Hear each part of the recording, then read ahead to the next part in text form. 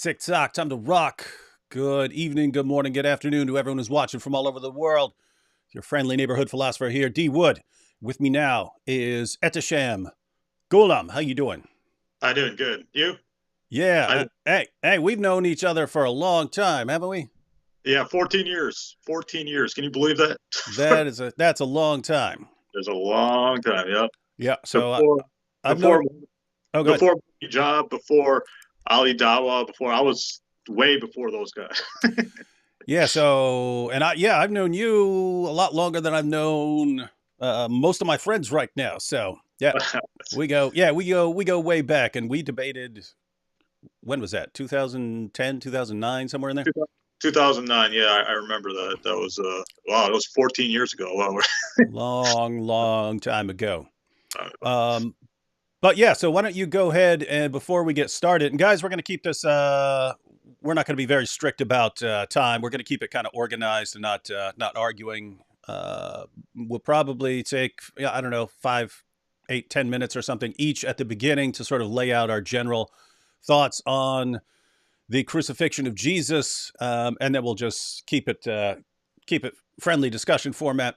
But here, before we get started, I want you give everyone a little introduction to yourself and what you do on your channel.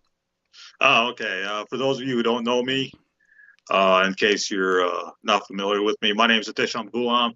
I've been a Muslim apologist for, I don't know, like over 15 years now. It's been over like 15 years. I was before Mohammed Hijab, before Ali Dawa. I was before all those guys. I was before YouTube. Was I before YouTube? I think I was before YouTube. So I'm way old school. Like me and me and MANJ or the Muslim apologists started at the same time. So we're way before like YouTube and all that. So yeah, my name's Atisham Ghulam. You probably seen my debates with Sam Shamoon and all those people. I'm a Muslim apologist, as I've said. I'm a big comic book fan, as David Wood probably knows. I'm a big comic book fan. See my Batman shirt right there. I was a DC fan, but right now I'm playing.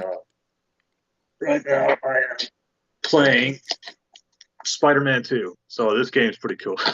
So yeah, I'm a big comic book fan. I probably know more about Marvel and DC than religion, as I hate to admit it, but that's true. So I'm a big comic book fan. I'm a big Marvel DC fan and stuff like that. And I've been Muslim apologist for a long time. And my YouTube page should be in the description below. Answering Christians One. And I'm also friends with a lot of people like Bart Ehrman, Richard Carrier, Robert M. Price. I'm friends with those atheist scholars of the New Testament and things like that. But I never got Ehrman on my channel because it's not going to go well if I have him on my channel. So but I'm friends with Ehrman. I talk to him a lot on email and stuff like that. So me and David Wood, we know the same people, and we're in contact with the same people, I guess. If you want to go into that atheist realm or atheistic scholar. So yeah, I work at a hospital. I got my bachelor's and master's from Wayne State University. So I work at a hospital right now, and I actually got promoted last month to hospital administrator. So now I have more responsibilities. So I can't be playing video games and reading comics that much anymore. But I always love doing this stuff in my spare time. So yeah, that's your friendly neighborhood Muslim apologist edition. All right, so we one of the main dividing issues between Christians and Muslims is Jesus' death by crucifixion and what actually happened. We have, interestingly, some similarities with Muslims, like believing that God created the universe and that God has sent revelations and prophets. Even on Jesus, we agree that he was born of a virgin, that he performed all kinds of miracles, that he's the Messiah. And so we have these kinds of disagreements, and it's just interesting. You get to the crucifixion of Jesus because here's an issue where where lots of people actually agree, scholars from pretty much across the spectrum. So whether they're Christian scholars, liberal Christian scholars, conservative Christian scholars, atheist scholars, occasional Jewish scholars talk about this. But pretty much across the board, everyone agrees that Jesus' death by crucifixion is a fact of history, and then the question becomes, what do you do with it? If you're an atheist, you say, okay, he's just another one of the thousands and thousands of crucifixion victims during the Roman Empire. Christians take it to be part of God's plan as a core feature of salvation and so on. And so it's just interesting that this is an area where Islam apparently disagrees with, at least in its most prominent forms. There are some minority positions that we can maybe we'll talk about here in a little bit. But so as far as the matter of fact, let me just go ahead and quote some various scholars on this. Of course, it's quoting non-Christian scholars here just because I don't want people. What's that? Are you citing atheist scholars? Yeah. Okay. All right. Yeah. Go ahead. Then I'll respond to that. Go ahead. Yeah. No. This is just the beginning. So I'm going to take I'll take a few minutes to sort of just introduce my position, and then you could take 5 to 10 minutes. No, no problem. No. Matter of fact, if you want to interrupt me, I don't care. So we have Christians obviously agree that Jesus died by crucifixion, but even there are New Testament scholars and historical Jesus scholars who are not Christians or who are very liberal Christians. So there are atheist New Testament scholars and historical Jesus scholars. There are agnostic New Testament and historical Jesus scholars. And it's interesting because some of the atheist and agnostic and Jewish scholars just regard this as an indisputable fact of history. So atheist New Testament scholar Gerrit Ludemann declares that Jesus' death as a consequence of crucifixion is indisputable. That's pretty strong language for a historian, right? Because like you're looking at documents and so on from many centuries ago. He says it's indisputable. John Dominic Crossan of the Jesus Seminar says that there is not the slightest doubt about the fact of Jesus' crucifixion under Pontius Pilate. Marcus Borg, another member of the Jesus Seminar, says that Jesus' execution is the most certain fact about the historical Jesus. If we know anything about Jesus, we know that he was executed. Jewish scholar Pinchas Lapid says that Jesus' death by crucifixion is historically certain. Paula Fredrickson, she's a convert to Judaism. She says the single most solid fact about Jesus' life is his death. He was executed by the Roman prefect Pilate on or around Passover in the manner Rome reserved particularly for political insurrectionists, namely crucifixion. And of course, Bart Ehrman maintains one of the most certain facts of history is that Jesus was crucified on orders of the Roman prefect of Judea, Pontius Pilate. So again, this Bart Ehrman saying one of the most certain facts of history. So they obviously believe that there's quite a bit of evidence that Jesus was crucified. And so this is going to come down to various sources that we have, even for people who think that Christians were making up lots of stuff back then. It's understood if you were going to make something up to convince people that your guy is the Messiah, saying that he was crucified would probably not be something that you would make up. So there's no reason to make up a story about that. And the sources agree that Jesus died by crucifixion. Scholars agree that Jesus died by crucifixion. There are theories about how he might have survived. These ideas are usually based on not understanding how crucifixion works. It's a pretty artwork usually doesn't do the slightest bit of justice. So you'll have Jesus and he'll have some blood coming out of his hands or wrists or something like this. Actual crucifixion, they would lash you with a flagrum, and that was sort of a whip with lots of tails, cat of nine tails, with chunks of bone and metal woven into the strands. It was designed to rip flesh. So if they hit you with it, it would sort of stick to your skin. Chunks of metal would go in, and then they would rip it out. This was meant to weaken you. They didn't want to be trying to nail some 25-year-old strapping young lad who rebelled against the empire. They didn't want to be sitting there struggling with him on the ground trying to nail this guy to a cross.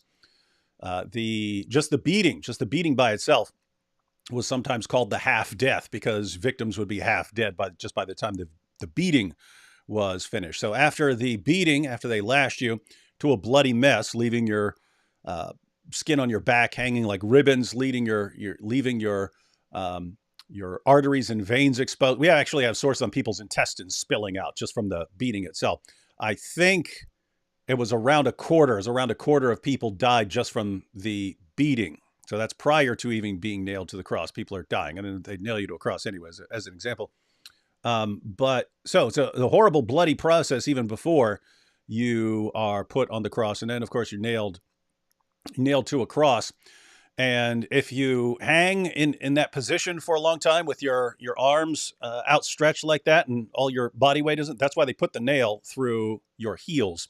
If they just left you dangling, it would become harder and harder for you to breathe. And as you lost blood, you're just going to die more quickly. So they put the nail through the heels, and there are variations. They could tie your feet if they wanted to, but they put a nail through your heels so that as you're running out of breath, you will actually just, you'll be starving for oxygen. You will actually push yourself up to exhale, because when your arms are outstretched and your body weight's hanging on it, your muscles eventually start to give out, and your chest cavity is fully expanded. Your chest cavity is fully expanded, and it becomes very hard to exhale. So your breathing becomes very difficult. And so you push up just so you can breathe out, and then you can breathe back in. Anyway, it was a very well-developed method of execution, and extremely brutal.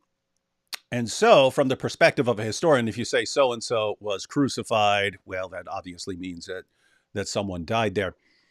And so we've got the sources that talk about, Christian sources, Jewish sources, Roman sources, talking about Jesus' crucifixion. We've got a historical consensus on Jesus' death by crucifixion.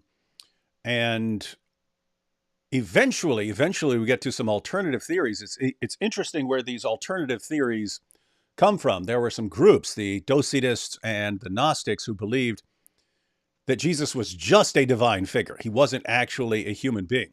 So if you got Jesus, and as Christians believe he's the incarnate Son, there are two basic directions you can veer from that. You could say he was just human being, or you could say he was just some divine figure. The question for the Gnostics and the Docetists who held that position then became, well, if Jesus didn't actually have a human body, if he wasn't actually a human being, how could he have died by crucifixion? And then they had to come up with some explanations, and they started coming up with explanations like maybe someone else was disguised to make him look like Jesus, and this other person was crucified in Jesus' place. And so it's interesting that eventually became the most popular understanding in Islam. I say it's interesting because we know where the theory came from. And where the theory came from was from people who were trying to explain how... Can you just give me 1 minute? Just 1 second. Sure, no problem. Hey, Etisham, can I keep talking though? Yeah, go ahead. Okay, there. Yeah, so I'll just wrap up here. So... yeah, I'm sorry. My parents are visiting, and you know how it is. Oh, you're good. What was I talking about? Oh, yeah, the Docetists and the Gnostics. So the substitution theory. Yeah. So we know where the theory came from, and it's just fascinating that the theory came from people who believed that Jesus wasn't human, and so the idea that this took off in Islam eventually as the dominant theory is interesting because we know where the theory came from. And most Muslims that I talk to think that is the correct view according to the Quran. I have sort of changed my views on that over time. Right now I'm kind of like 50-50 on whether the Quran is even... Well, I'm kind of 50-50 on whether the Quran is saying that Jesus didn't die. I'm kind of 50-50 on that. And on the issue of whether the Quran is actually promoting substitution theory... I'll explain. That's fine. I'm gonna go ahead and wrap up. As far as what I believe about what the Quran is saying, so now I'm like 50-50 on whether the Quran is even denying that Jesus died by crucifixion, and I'm at like 20 to 30% on whether the Quran is advocating substitution theory. That's what you find in the Muslim commentaries later on, and that became the dominant view. The Quran isn't exactly clear on what it's talking about. And so that's just kind of an overview to set up the discussion. But now, Etisham, if you want to take 5 or 10 minutes and just give your kind of overview on all of these issues, and then we can discuss things? Yeah, I mean, I agree that, so here's where I agree with David Wood. I agree that Jesus was crucified. Like, and if that's blowing Muslims' mind, let me explain here. The Quran says, well, let me read the Quranic verse. Let me just read the Quran. It says, it's talking about, let's get to the Quran chapter 4, verse 157 is what we're talking about here. We're talking about one Quranic verse, and possibly another Quranic verse is the Quran chapter 3, verse 55, where Allah says, "Oh Jesus, I'll take you and I'll raise you to myself." Now, I've seen David Wood's videos and I've responded to it on my channel. But the Quran chapter 4, verse 157, let me just begin there. It says, the Jews said, "We killed Jesus, the Christ, the son of Mary." But the Quran says they didn't kill him, nor did they crucify him. It was made to appear to them, and those who differ follow nothing but conjecture and guesswork. But surely they killed him not. And the Quran chapter 4, verse 157 ends with, they killed him not. And the next verse says, Allah raised him to himself. Now, here's where I disagree with classical Muslim commentaries, and I'll explain why I disagree. Now, notice what the Quran says. It says, it was made to appear to them. It was made to appear to them. Even if you read it in Arabic, it was made to appear to them does not mean somebody else was crucified instead of Jesus. If you read the Quran chapter 5, verse 33, the Quran mentions crucifixion as death, like death on the cross. By the method of crucifixion, the Quran is saying saying that Jesus was not killed by the method of crucifixion. You see what I'm saying? So what these early Muslim scholars like Ibn Kathir, Ibn Abbas, Al-Jalalain, etc., why they said somebody else was crucified instead of Jesus, even though there's no evidence for that in the first century, in the New Testament, is because they took an extremely literal view of that Quranic verse. It was made to appear to them. They thought that Jesus wasn't even crucified, that somebody else had to have been crucified, because they didn't know how to make sense of that Quranic passage other than their extreme literal view of that passage.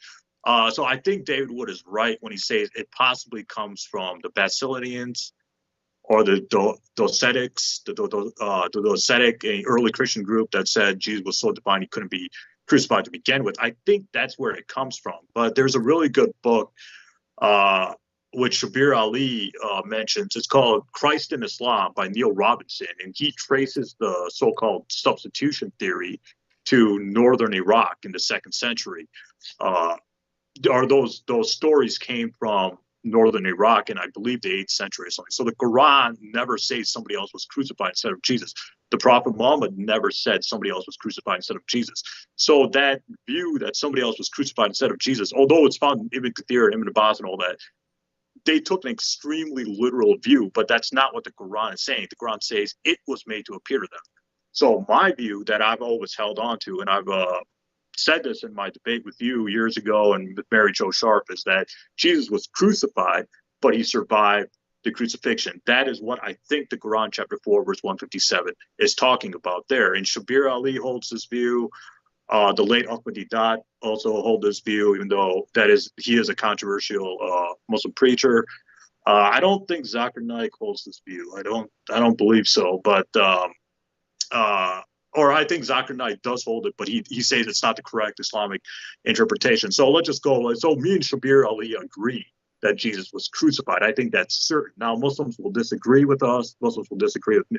Muslims have disagreed with me on my channel, but I think the evidence is very strong that Jesus was crucified on the cross. So David Wood wants to hammer that point, or he wants to,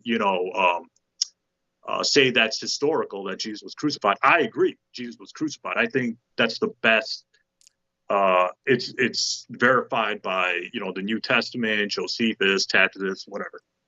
So my view is that Jesus was crucified, but he didn't die on the cross. Now, David Wood cited how many atheist scholars did you cite, David? 5 or 6 or something? Yeah, something like that. Okay, so he cites atheist scholars Gerd Luderman, Bart Ehrman, Paula Fredrickson, if I'm remembering correctly. So the reason why atheists say that Jesus was crucified is because they don't believe in the supernatural, right? So if a man lived 2,000 years ago and he's crucified, given their atheistic, anti-supernatural, liberal views, of course they're going to say he died on the cross. Because if a man lived 2,000 years ago and he's crucified, given their atheistic views, of course they're going to say he died. Of course, like like that. That's just their atheistic or humanistic approach to things. But I think David was being inconsistent here. And the reason why I'm saying this is because the atheists, like I said, don't believe in the supernatural. So of course they're going to say Jesus died 2,000 years ago. They're going to say that. But the problem is David Wood, as a theist, as a Christian, believes in the supernatural. He believes in miracles. He believes in the virgin birth. He believes that God split the sea for Moses. He believes that Elijah went to heaven without dying. He believes in the Old Testament story of Enoch going to heaven without dying. So I think David Wood is being inconsistent here because he does believe in the supernatural. But when he's citing these atheist scholars, of course they're going to say Jesus died on the cross. Because if a man lived 2,000 years ago and given atheistic views, if he's crucified and given their anti-supernatural views, of course they're going to say, he died on the cross. Of course they're going to say that. I mean, why wouldn't they say that? Christians also have a theological view. I saw one of David Wood's videos. I think it's "How Can God Die" or something like that. I responded to it on my channel, and my view is that, of course, Christians are going to say Jesus died too. It's because they have a theological reason for believing it. But and then David Wood cites the criteria of embarrassment. I took some notes here, and this criteria doesn't work either because, of course, people are going to make up non-flattering stories about Jesus, about the Prophet Muhammad after they died for political reasons, sectarian reasons, theological reasons, you name it. The criteria of embarrassment does not work, in proving Jesus died on the cross or trying to show that the gospel writers didn't have motive to invent something like that. So my view is that Jesus was crucified, but he survived. And atheists and Christians can't disprove my view because my view is a supernatural or theological view. Why can't God keep Jesus alive? That's certainly possible. Given my theological view. So I think Christians are inconsistent when they criticize the swoon theory or the theory that Jesus was crucified and he survived. Yeah, Dave, if you wanna respond, or if you want me to keep going. Yeah, couple of issues there. So I'll go ahead and respond to those those points you just made, and then I'd like to bring up the passages, but just because there will be people. There are always people who are kind of new to this, so they don't understand what we're talking about. We're talking about Surah 4, verse 157. So we'll actually pull the verses up on the screen, and so we can we can Go ahead. we can break down what we mean here. So as far as now, let me say here at the beginning, as far as Etishem saying that we believe in the supernatural, so we believe that God could miraculously keep someone alive, even a victim of crucifixion. Absolutely, totally agree with him on that. God could have someone go through 1,000 crucifixions and survive. We're talking about God here. Of course, God could do that. The question is, why would we believe something like that? Why would we believe that God had Jesus crucified or allowed him to be crucified, but then miraculously sustained him throughout that so that he actually survived? So If I can interject just for one quick second. If you read the Old Testament, like when I read the Bible, people survived, or God saved people. God saved Jonah, and I know Christians have responded to the sign of Jonah argument, but God, saved Jonah. God, according to the Bible, Yahweh Elohim, whatever God's name is, he saved what do you call it, Enoch, or he raised Enoch to himself. Elijah was saved. So these people were saved. So why can't the same thing be done with Jesus? Like the New Testament uses the Old Testament, to prove various things Jesus said, et cetera, et cetera. So that's just my view, is that why can't God do the same for Jesus?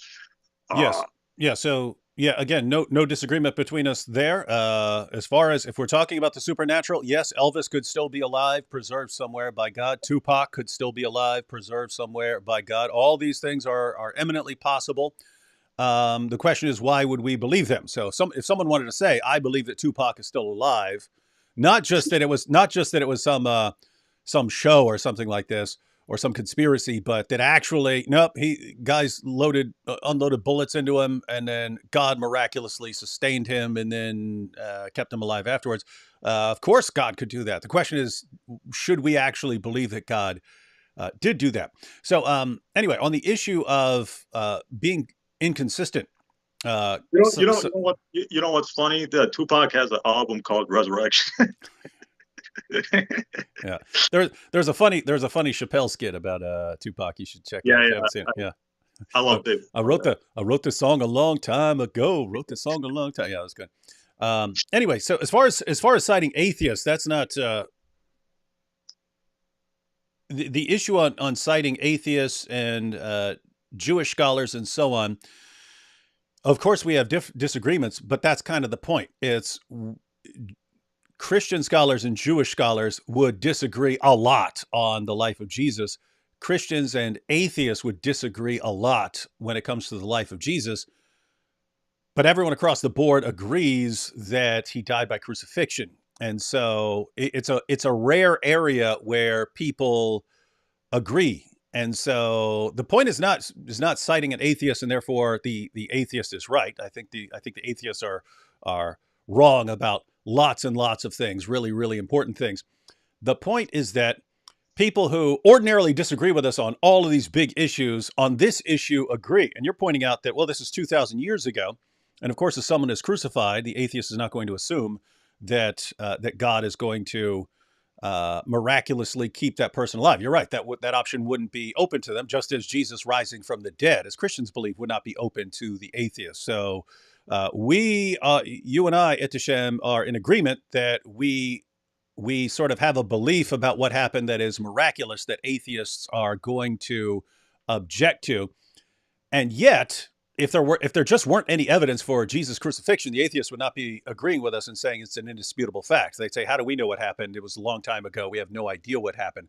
So anyway, the point is there's something here that is even convincing critical scholars like Bart Ehrman and so on that this is a fact of history. The Jesus seminar, they go kind of saying by saying and pick and choose what they believe, but they agree on this issue. And so it's just an interesting fact that people agree on this. As far as the criterion of embarrassment, that's just a situation of how do we account for the early belief in Jesus' death arising even among his followers, because his followers go to their horrible bloody deaths claiming that he died on the cross and rose from the dead. So if I can interject. Let me finish the point and then you can jump in. So the idea is these guys are first century Jews. First century Jews didn't really have a concept that the Messiah is going to come and die. That's why it kind of catches people off guard when Jesus dies. They didn't have really a concept of a dying Messiah, dying and rising Messiah. And so if you were a first century Jew and you wanted to come up with a story, that's the point of the principle of embarrassment. If you're going to invent something, you're going to invent something that helps your case. If you're a first century Jew trying to convince other first century Jews that Jesus is the Messiah, saying he died is not going to help your case. So why would you then invent it? It sounded like you were saying, well, people can sort of spread malicious stories about a person, like about Muhammad or about Jesus afterwards. But this isn't something that's coming along from some critics of Jesus later. I mean, of course, critics agree that he died. They would throw that in Christians' face. Come on, he's the Messiah. The guy got crucified.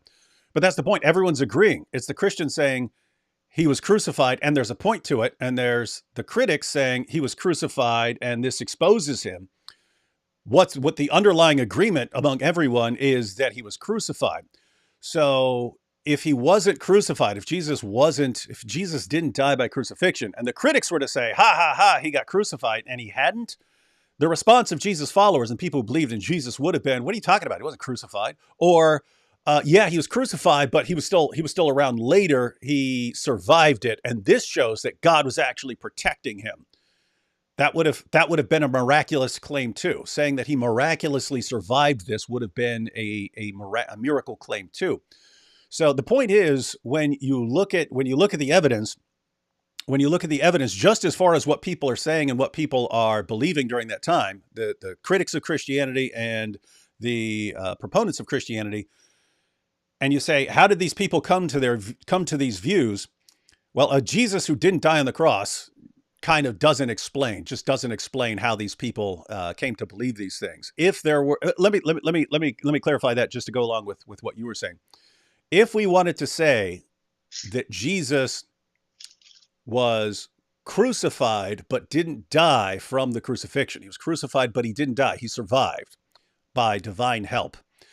I think the only way to make sense of the evidence is even Jesus' own followers thought that he died, so God saved him, God miraculously saved him, but even Jesus' own followers were convinced that he died. And so it was kind of a secret until it would come along later. That's the only way that I could actually account for the evidence. And this is going to eventually lead into the questions about the character of God. If God is doing these things that are misleading all these people and leading all these people astray, and no one has any idea what happened, and then we get down to the present, and billions of people are convinced that Jesus died on the cross because Allah just didn't clarify what he was doing, we're going to have some issues there. But yeah, what are your thoughts on all this? Wait one second, because we are getting super chats. Let me just read these real quick, and then I would bring more shekels, but AP is not here. Yeah, this is a no atheist zone right now, ladies and gentlemen.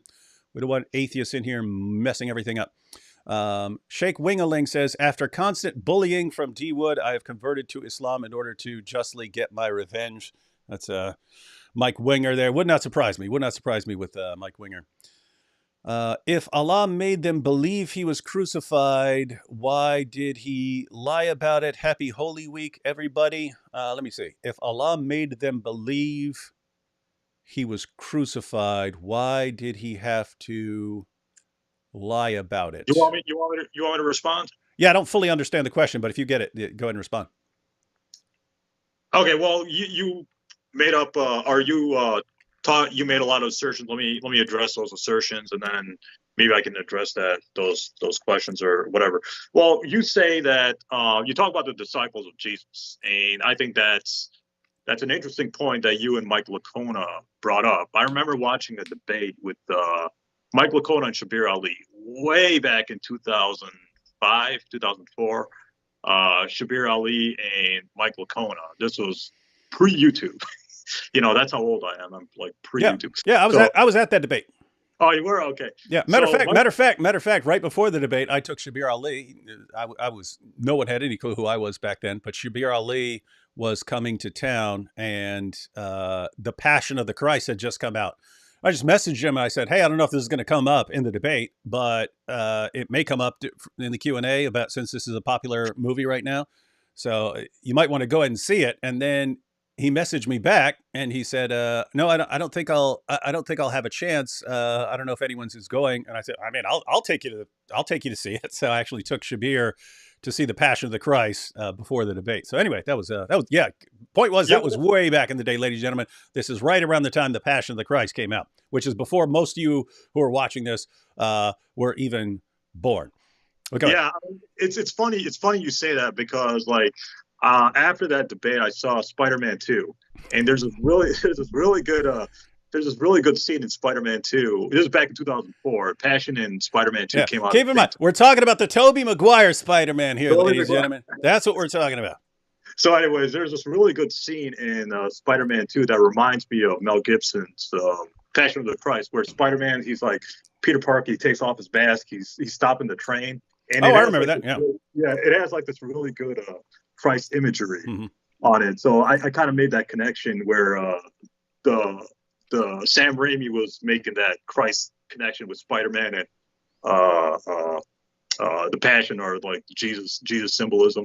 So I mean, I love Marvel movies and comic books. Like even before I got into this stuff.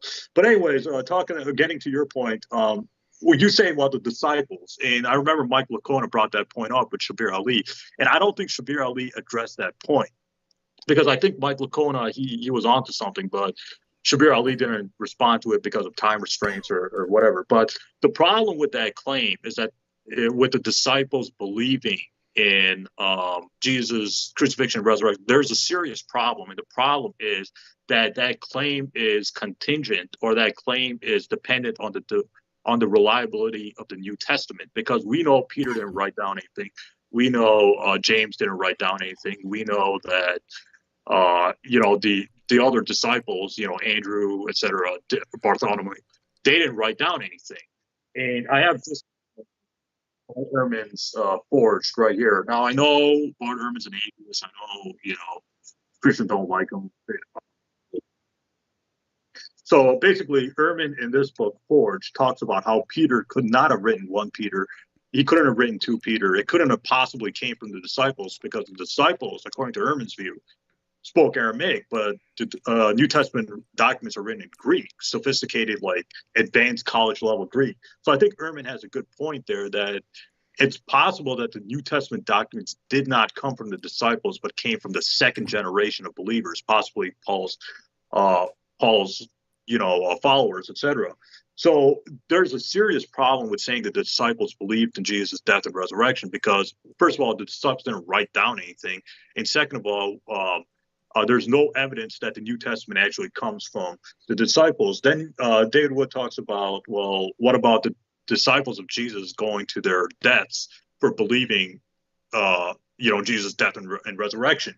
Well, there's a serious problem with that, because first of all, nowhere in the New Testament is there anything about anybody dying for their belief about Jesus' alleged death and resurrection. Nowhere in the New Testament, the Gospel of Matthew, Mark, Luke, John, Acts of the Apostles, 1 Peter, 2 Peter, Revelation, etc., nowhere does it say that the disciples went and died for their belief. So the New Testament doesn't record any of that. The second problem is that these stories like Acts of Peter, where Peter is crucified upside down, etc., come from the late 2nd and 3rd century, years, I think like decades, years after the New Testament was written, like I think 180, 200 years after. So these legends of Jesus' disciples going to their deaths, allegedly going to their deaths, comes from these Gnostic or these New Testament apocryphal works that came years later. And, historians don't accept that. Like Ehrman doesn't accept that Jesus' disciples died, because he looked at the source and he says, well, they're all fanciful, legendary works. I think Mike Lacona, too, I believe that he talked about how those are unreliable records, Acts of Peter, Acts of John, where the disciples went to their deaths and stuff like that. So my point is that these are late records. So that view that the Jesus disciples believed that he died by the resurrection, or they believed in his death and resurrection, comes from the New Testament. And there's a serious problem, because if you read what conservative scholars say, Christian scholars like Raymond Brown, Bruce Metzger, Craig L. Blomberg, they say that the Gospels are anonymous, were written by anonymous Greek authors. So how can I trust people that we don't even know where they came from? Like Raymond Brown, Introduction to the New Testament, pages 158, 208, 267. The Gospels were anonymous, and later on, these Gospels, Matthew, Mark, Luke, John, were put in there in the 2nd century. Craig L. Blomberg, a conservative Christian, not an atheist, says that the Gospels are eternally anonymous. So there's a problem with David Wood's view that the disciples believe that that Jesus died by crucifixion and resurrection, because it comes from these unreliable documents. So David Wood's theory doesn't match up, or there's serious flaws in his view. Quick question on those issues. So you're talking about these being based on unreliable sources, can't trust them, and yet here again we find non-Christians, atheists and atheist scholars and Jewish scholars agreeing with Christians on this point again. So Gerd Ludemann says it may be taken as historically certain that Peter and the disciples had experiences after Jesus' death in which Jesus appeared to them as the risen Christ. So Gerrit Ludeman's an atheist. He doesn't believe that Jesus actually appeared. He says that it's historically certain that they were convinced that Jesus appeared to them somehow. And so as an atheist, there's a question of what you're going to do with that, describe it in terms of hallucinations or something like that. But they agree that the disciples must have had some sort of experiences that they're interpreting this way. Bart Ehrman says, we can say with complete certainty. I want to keep drawing attention to the language they're using when they're talking about the crucifixion. This is historically certain. This is indisputable, and so on. These are critics of Christianity. Gerrit Ludeman says it's historically certain that Peter and the disciples had experiences in which Jesus appeared to them as the risen Christ.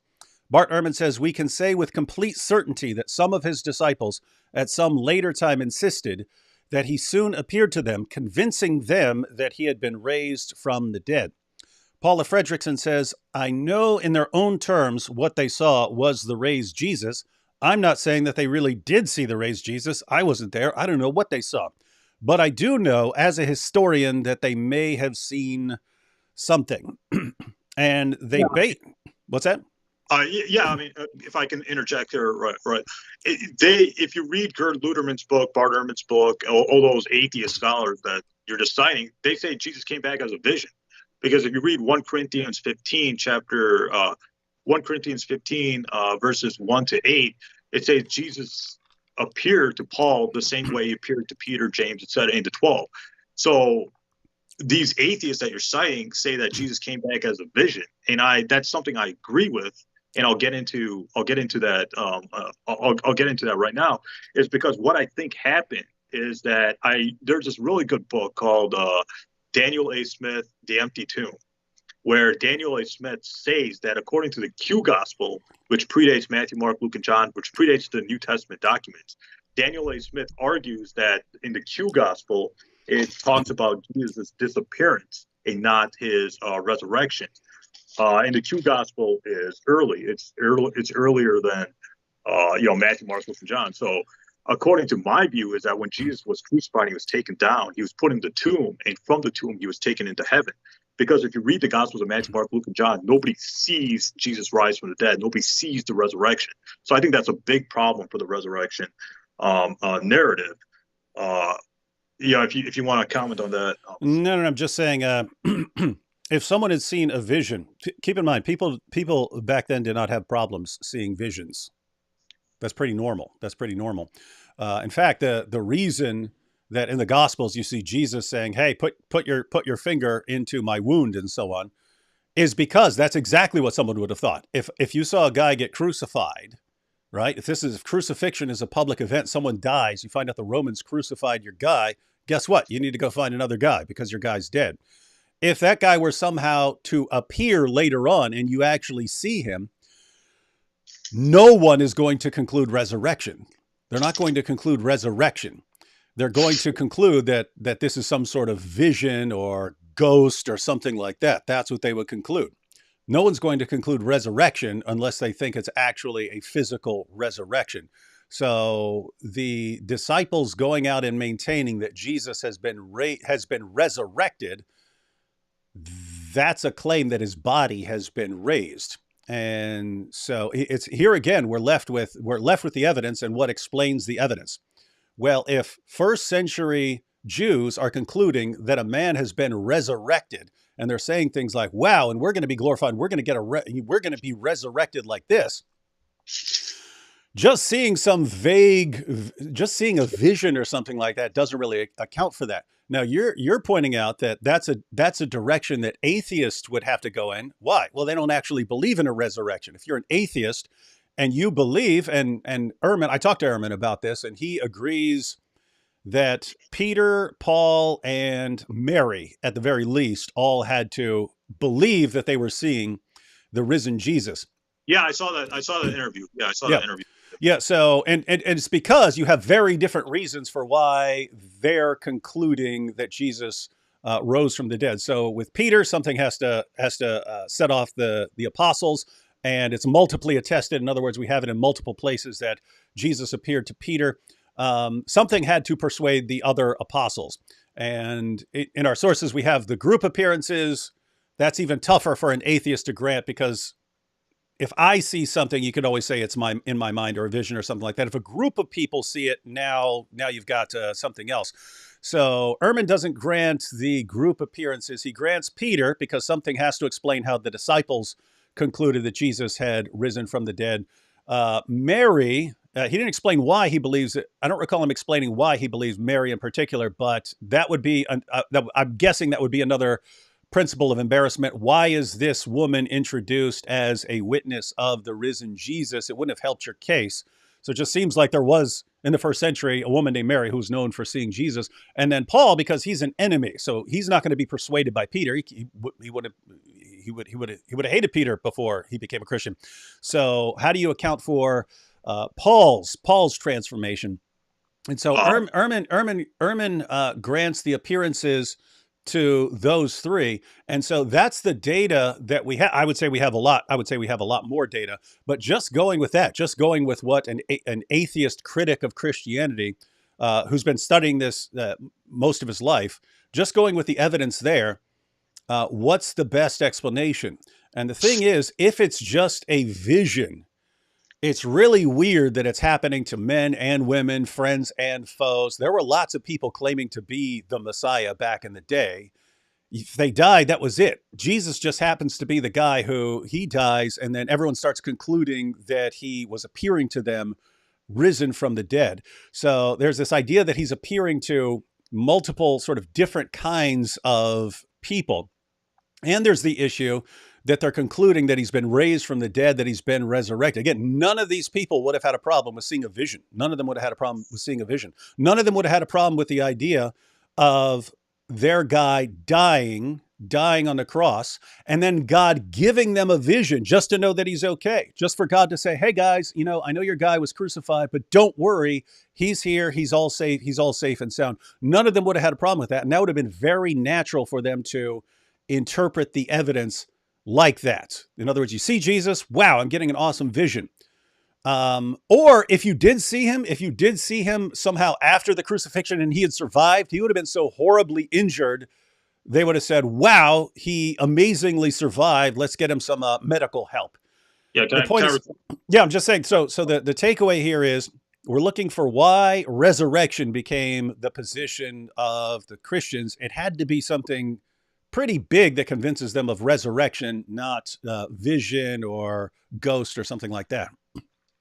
Yeah. I mean, you packed in a lot. Let me try to respond to all of it in the time I have. So I got Bart Ehrman's book right here, How Jesus Became God. I really like this book. It's filled with good scholarship, et cetera, et cetera. I don't agree with everything. Now, I don't agree with everything Ehrman says. I'm Muslim, so obviously I don't agree with everything he says, given my theological views or my views of the supernatural, et cetera. So the position I've always held, again, is that Jesus was crucified, but he survived. Now, David Wood's saying, well, there's problems with it because of X, Y, Z. Now, well, Ehrman says in this book that How Jesus Became God, they had visions of Jesus. I think he proves this point really well, but we're trying to keep this short, so I don't have time. So I would just recommend getting this book, How Jesus Became God. It's a really good book, has really good views of scholarship, et cetera. So David Wood points out that how do we recall these appearances? Well, if you read Galatians 1, I believe Galatians 1, chapter 1, verses 11 to 12, Paul says, he got a revelation from Jesus. So that means that, and he saw Jesus the same way the disciples saw Jesus in 1 Corinthians 15, chapter 15, verses 1 to 8. It says Jesus appeared to the disciples, etc. So the question really arises: where is Paul getting his information from? He's not getting it from the disciples, and he's not getting it from he's not getting his information from the disciples. He's getting it from his visions or his own subjective revelations, because Paul says in 1 Corinthians 15, Galatians 1, that I did not receive the gospel from any man, nor was I taught it.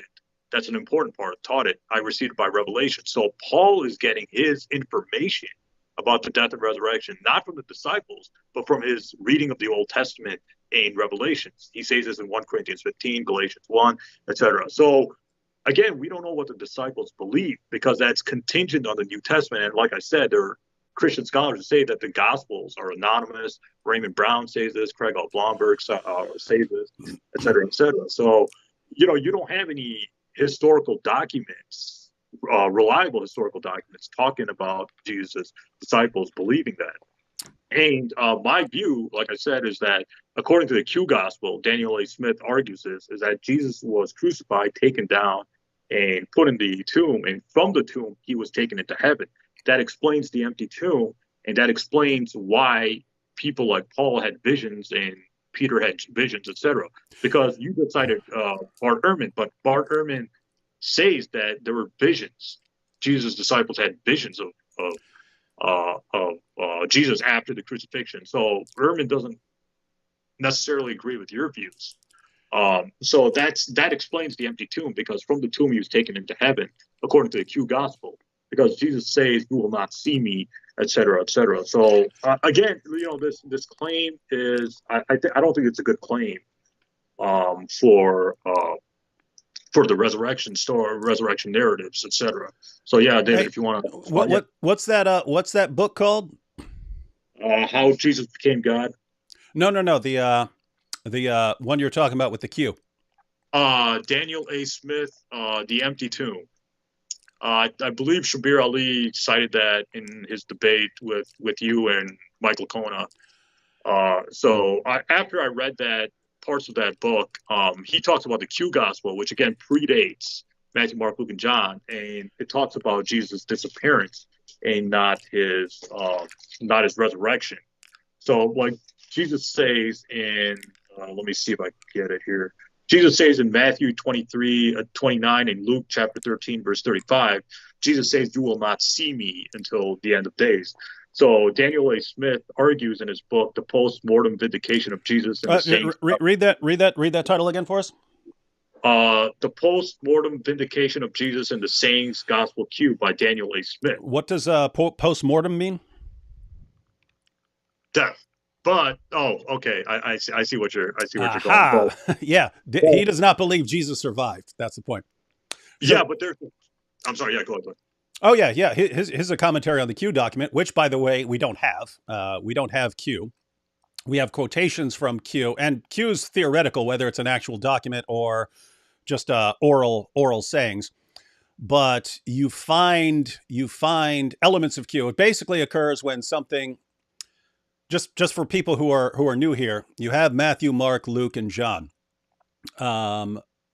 Matthew and Luke were apparently familiar with Mark because sometimes they're quoting something and it sounds exactly like it was in Mark. So the idea is that they're familiar with Mark and they're getting this from Mark.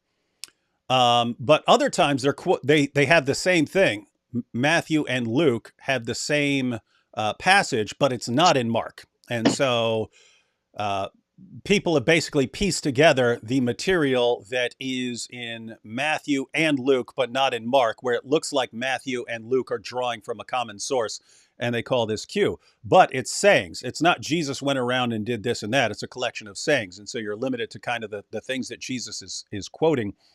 And so I'd be really interested in seeing what it is in Q, the sayings document, that somehow shows that Jesus didn't die, when the book of the guy who wrote the book is about post-mortem. It's about what happened to Jesus post-mortem, so after death.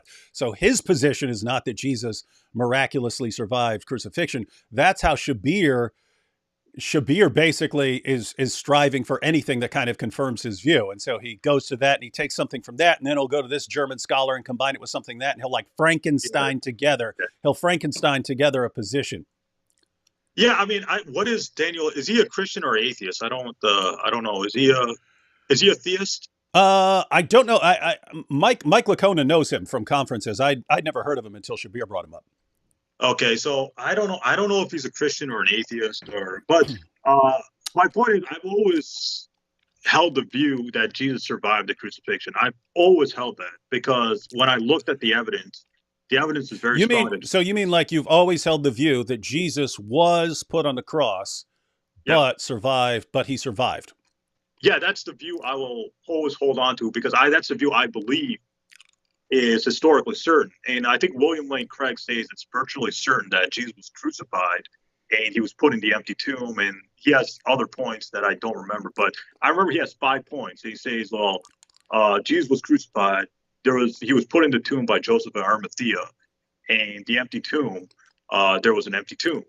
So, my view was always that Jesus was crucified, but he survived because when I looked at the substitution theory, it doesn't make any sense because I think you said it best in other videos where why would Allah deceive the followers of Jesus into tricking somebody else? And it's a dishonorable thing. The substitution is a dishonorable thing because why would God miraculously disguise somebody to go on the cross? It doesn't make any sense, right? Mm-hmm. Like it doesn't make any sense.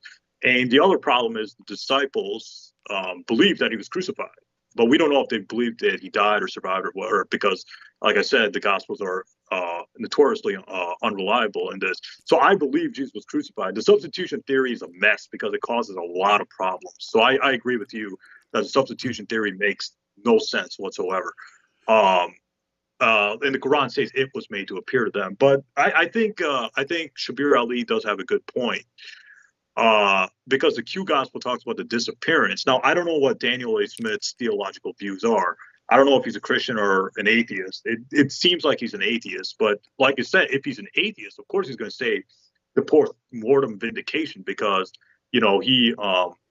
he doesn't believe in the supernatural because if a man lived 2,000 years ago, is crucified, like I said, they're going to conclude that he died. But as a theist, you and me are theists. We believe in the supernatural. We believe in miracles. So why can't God keep Jesus alive? But Dieter Zeller argues that Jesus was taken alive from the tomb into heaven. The German scholar, again, I don't know. Yeah, that's what Shabir Ali does. I can't even find a source by this guy. These are the ongoing problems that, and I just want to say, Etishem, this is a problem I see with. So you take Shabir Ali. So he has a position, and then it's not. Let me just look at this and go where the evidence points.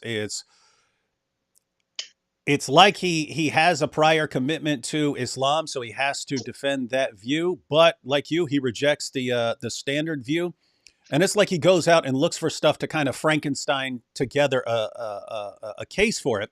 But again, he'll cite this guy in his book about what happened to Jesus post-mortem and so on, and say, see, if we take what this guy says about the Q source and we combine it with this German scholar and so on, we do this, and it's like, that's the actual case of the evidence is no one has had any clue what's happened for 2,000 years until we get to this guy who agrees that Jesus died, but you're going to combine it with this German scholar that we can't find anything from and so on and kind of piece together and say, see, this makes sense. Well, no, that kind of doesn't make sense. But I mean, just even think of the method of trying to do that. We've got Matthew, Mark, Luke, John. We've got Paul. We've got the second generation of Christian writers. And by the way, you're saying, the references. We don't have references to the martyrdoms. Clement of Rome is first century. He refers to the martyrdoms of both Peter and Paul. And these are guys. Some of these guys are guys who actually knew the original apostles. So we have a pretty darn good idea of we have an unbroken chain going back to the apostles. Even if you wanted to reject. I think William Lane Craig, if I can interject, William Lane Craig and Mike Licona I believe it was Mike Licona or William Lane Craig, I don't remember, but one of these Christian apologists said that those are late legendary stories. Because if you read the New Testament, what you have is, so if you go to like Fox's Book of Martyrs, it lists how all the apostles died, lists their deaths. What you can actually say is that some of those cases are based on very late sources, like 3rd century and so on. Yeah, exactly. Yeah. Peter and Paul, not the case. That's based on early, and that's why people across the board will grant that. That's why I'm assuming Bart Ehrman would grant the martyrdoms of Peter and Paul, and that probably has something to do with why he believes they were convinced that Jesus had appeared to them. So anyway, the point of some of these sources being late, and Sean McDowell has a big book on this where he goes through all those sources and sort of rates them. It's like, okay, this is a 1st century source. This looks good. This is from a guy who's in a very good position to know what happened. This on this apostle, that's a 3rd century source. It's always possible that this person was familiar with some tradition and it's accurate, but you can't put a lot of confidence in it. Point is, it's kind of a mixture. It's kind of a mixture. But anyway, the point is, we know what the early Christians believe. The early Christians go out and they spread a church, and there's a church, and they spread Christianity. They spread Christianity in Europe, in the Middle East, across northern Africa, and so on.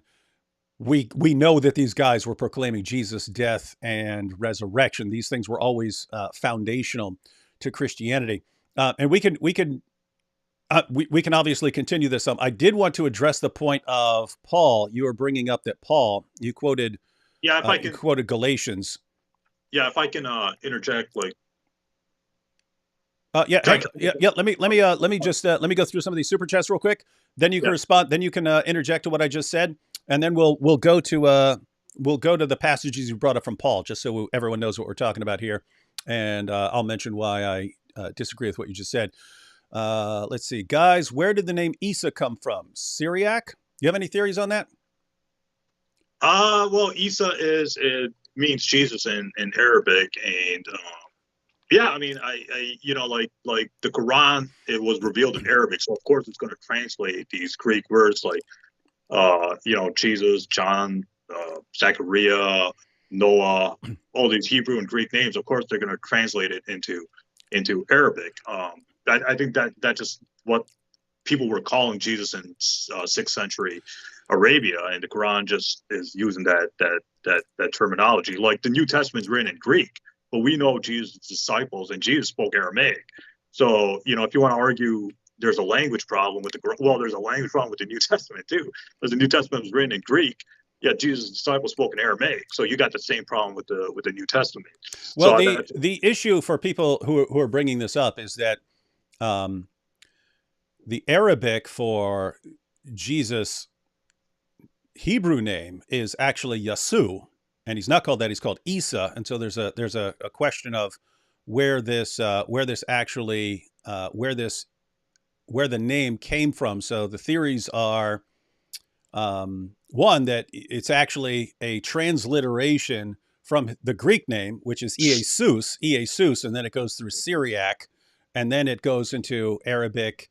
That way, I've even seen some people maintain that this is actually an insult, because Isa would be the Arabic version of Esau. And so Esau would be an insult. If Jews called someone Esau, that's you're the enemy of the Jews and so on. So there's a theory about that. But the idea is that at the end of the day, no one knows. People don't know. It's just, hey, here's this name. It's Isa. If it was the Arabic version of Jesus' Hebrew name, then it would have been Yasu, but it's Isa. And so the question is, why is that? And there have been Muslim scholars who just said, we believe that's like the special name from Allah for Jesus. Well, yeah, my personal view is I just say Jesus. I just say Noah, Abraham. I just use their biblical names when I'm talking about these issues. Like in my videos, I don't say Isa, Ibrahim. I say Abraham, Jesus, John the Baptist. So I don't have any problem saying those English names. There's Muslims have problems with it. That's not me. Yeah. I use English. We have Happy Easter, I Love Jesus, Happy Resurrection Day, Persian in Holland, reading on Christianity. Any books apart from the Bible you advise me to read, kind of reconsidering Islam? Thank you. So Persian in Holland, reading on Christianity. Any books apart from the Bible you advise me to read, kind of reconsidering Islam? I don't know if that means you're like considering rejecting Islam or considering it like you're going to believe it. I don't know what you're talking about there. What are your recommendations, Etisham? What was the question? What books you recommend? What this person's apparently studying Christianity and Islam. What would you recommend? Oh, anything by Bart Ehrman, Raymond Brown. Raymond Brown wrote Introduction to the New Testament. That's a really good book. I learned a lot from it. Raymond Brown, Bart Ehrman, of course. I know he's an atheist. I have this Bible right here. I got this book, this Bible, the Archaeological Study Bible. It's a really good book. Actually, a Catholic priest gave me that gave me that Bible, and I really like that Bible because back in the day I wasn't religious. Like when I went to university, that's when I became religious. Like in high school, I didn't care about religion. Like I was collecting Spider-Man books and Batman books. I was like into like video games, and I played some sports, and I played tennis. I did not care about religion, actually. Like a Catholic priest actually got me back into religion when I went to university. So yeah, I mean, yeah, it's interesting that people leave Islam and become Christians, but it's actually because of Christians, but it was actually a Catholic priest that got me into Islam. Mm-hmm. So it's kind of a strange thing. Yeah, I would recommend if you go to my YouTube, I have a bunch of books, some book recommendations. I would avoid Ibn Asaq, the history of Al-Tabari and stuff like that. But yeah, anything by Raymond Brown, Bart de Ehrman, William Lane Craig is good at refuting atheism. I think he's really good at refuting atheism. I've been reading some stuff by Frank Turek. Do you know Frank Turek, David? Mm-hmm. Yeah, I've been reading some of his stuff. He's really good at refuting atheism. I don't agree with his theological views, but Frank Turek wrote a book. What is it called? Why I Don't Have Enough Faith to Be an Atheist. Is that the book? Yeah. Is that the book, David? That's Frank. Yeah, that's Frank. And yeah, I would recommend those guys. And I would recommend reading who's that Muslim scholar? Who's that Muslim scholar I was just reading? Tariq Ramadan. Tariq Ramadan, yeah. All right. So, and yeah, Persian and Holland, not sure what you're kind of looking towards. As Etisham was pointing out, if you're talking about like the existence of God, you've got William Lane Craig and Frank Turek there. I would, since you're studying Christianity and Islam, I would get the book Answering Islam by Norm Geisler and Abdul Salib, because they're also building a case for Christianity in there. So if you wanted an idea of a Christian perspective on those issues.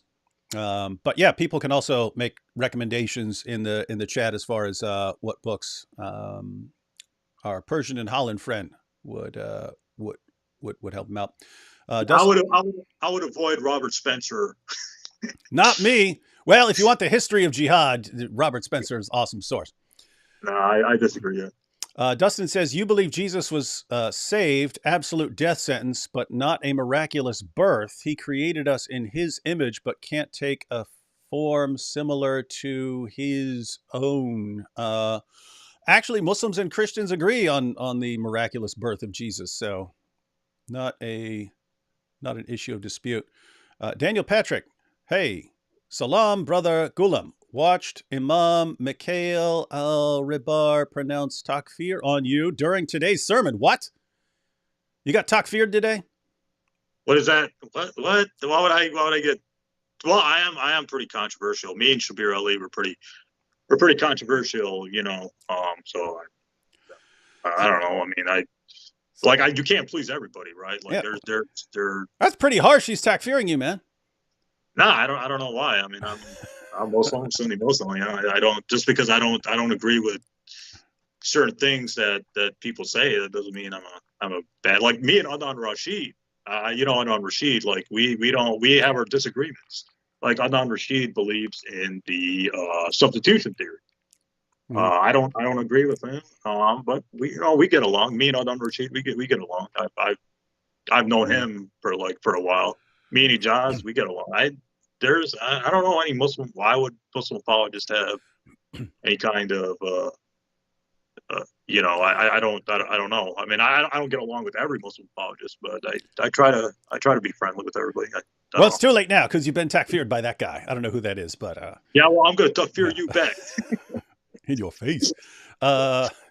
Hussein Mashni here. David, don't forget about Stephen's death in Acts. Yeah, in the book of Acts, you have Stephen's death, and then you have James is also executed in Acts. So anyway, but Acts doesn't say why they were martyred or what they believed when they were martyred. I read the book of Acts. It just says they were martyred. It doesn't say they believed in Jesus' death when they were martyred and stuff like that. So it doesn't, like New Testament does not. You think the book of Acts is not clear on them believing that Jesus died by crucifixion? Because they only say it like 487 million times. No, like Stephen, the book of the only martyrdom in the New Testament is Stephen, but Stephen, like we don't know why he was killed. Like he wasn't killed for his belief that Jesus died on the cross. He Uh, absolutely was. He gives a full sermon, and they flip out and stone him for it. yeah, but that's just Stephen. What about Peter? What about like nowhere in the New Testament does it say Peter, was crucified upside down. Thomas was martyred in India. These come from later legendary Yeah, sources. again, some of our sources are first century source. Like here's what I don't get. If you've got the Gospels, and you've got the letters, and suppose you want to be skeptical about them and say, we don't know who wrote these guys, we can't trust these guys. Okay, you have the next generation who knew these guys, and they're saying what they believe, and we go, we can't trust these guys. And what that really means is we're just not going to trust anyone who disagrees with what we believe. That methodology is completely open to people, but I mean, be consistent. If we want to apply that methodology, I could say, well, I have no idea what Muhammad believed. I have no idea what Muhammad believed because our earliest biographical source is Ibn Ishaq, which you said you don't trust. That's more than a century later. So where are we going? We going to Bukhari? That's 2 centuries later. This would be like us quoting. So we just agreed that if you have a 3rd century source on someone being martyred, that we probably would be pretty skeptical about that. That's the situation we're in with the best sources on the life of Muhammad. So if we're going to be consistent, if you want to say, hey, you can't trust the 1st century sources, whether they're in the New Testament or outside the New Testament, you just have to get rid of all these. And you can't trust the 2nd century sources and the 3rd century sources. Fine, we could be that skeptical, but we should be consistent and be that skeptical of everything. And that's exactly what Muhammad Sven Kalish, he was a Muslim convert who became a Muslim scholar in Germany. And he just said, hey, these methods that I've been using dealing with the Old Testament and the New Testament, I'm going to apply these same methods to the Muslim sources now. And he concluded that Muhammad probably never existed. I disagree with him. I disagree with him on that because I'm not dialing up my skepticism like that. But if that's how we're going to do it, we're just going to say, we can't trust these 1st century sources. We can't trust the 2nd century sources, 3rd century sources. We can't trust any of the sources. We can't trust Paul. We can't trust Paul's interactions with other people. We can't trust the next generation who knew these guys. We can't trust any of these guys to explain what they believed. We can't trust modern scholars. We can't trust the atheist scholars where they're pointing these things out. We can't trust anyone. All right, then we just, I don't know. It seems like we just can't know history. Yeah, I mean, just commenting on Islamic history, I would just recommend this book, Studies in Hadith Methodology and Literature by Mustafa al-Azami. He talks about how there were earlier biographies than Ibn Ishaq, earlier Hadith than Bukhari, and Ibn Ishaq and Bukhari incorporated a lot of that earlier material. So the disciples of the Prophet Muhammad wrote down Hadith, and those were passed down from generation to generation. And Ibn Ishaq survived and Bukhari survived, but those earlier material that Abu Bakr, Umar, Khattab, Ali wrote, those hadith and those biographies that Ibn Abbas, they didn't survive. They were incorporated into Ibn Ishaq and Sahih al-Bukhari. But we're not talking about Islamic preservation stuff, but I would just recommend this book, Studies in Hadith Methodology and Literature. But getting back to, the New Testament and stuff like that. Yeah, I mean, I do agree that there is some truth in the New Testament. I'm not saying that it's all fictional and stuff like that.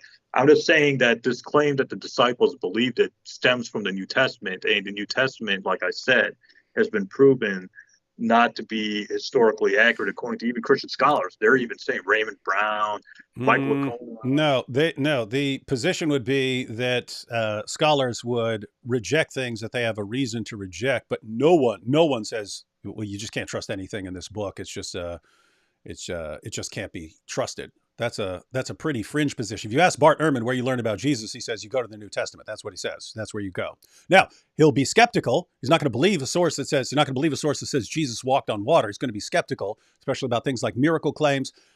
He's going to agree with you that people are making things up, but historians actually have methods for getting to, even if they're skeptical of books, right? Like I'm skeptical of a lot of Muslim sources. I believe you can actually get to true information using the tools of a historian. So they look and they say, okay, what's the earliest source here?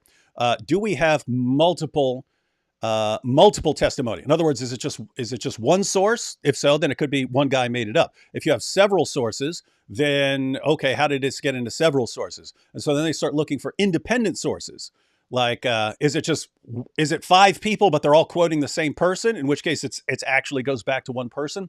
Or are they 5 separate independent sources? In which case, you've got a pretty good case. So they'll look at all these sources, and when they don't look at Matthew, Mark, Luke, and John as these sources, they think of it in terms of like we were talking about with Q. So they'll have Mark. They'll treat Mark as a source. Anything that's in Matthew and Luke, but not in Mark, they call that Q. Those are sayings. And so you've got Mark as a source. You've got Q as a source. Then there's material in Matthew, but that isn't in the other Gospels, and they call that M. And then there's material that's in Luke that isn't anywhere else, and they call that L.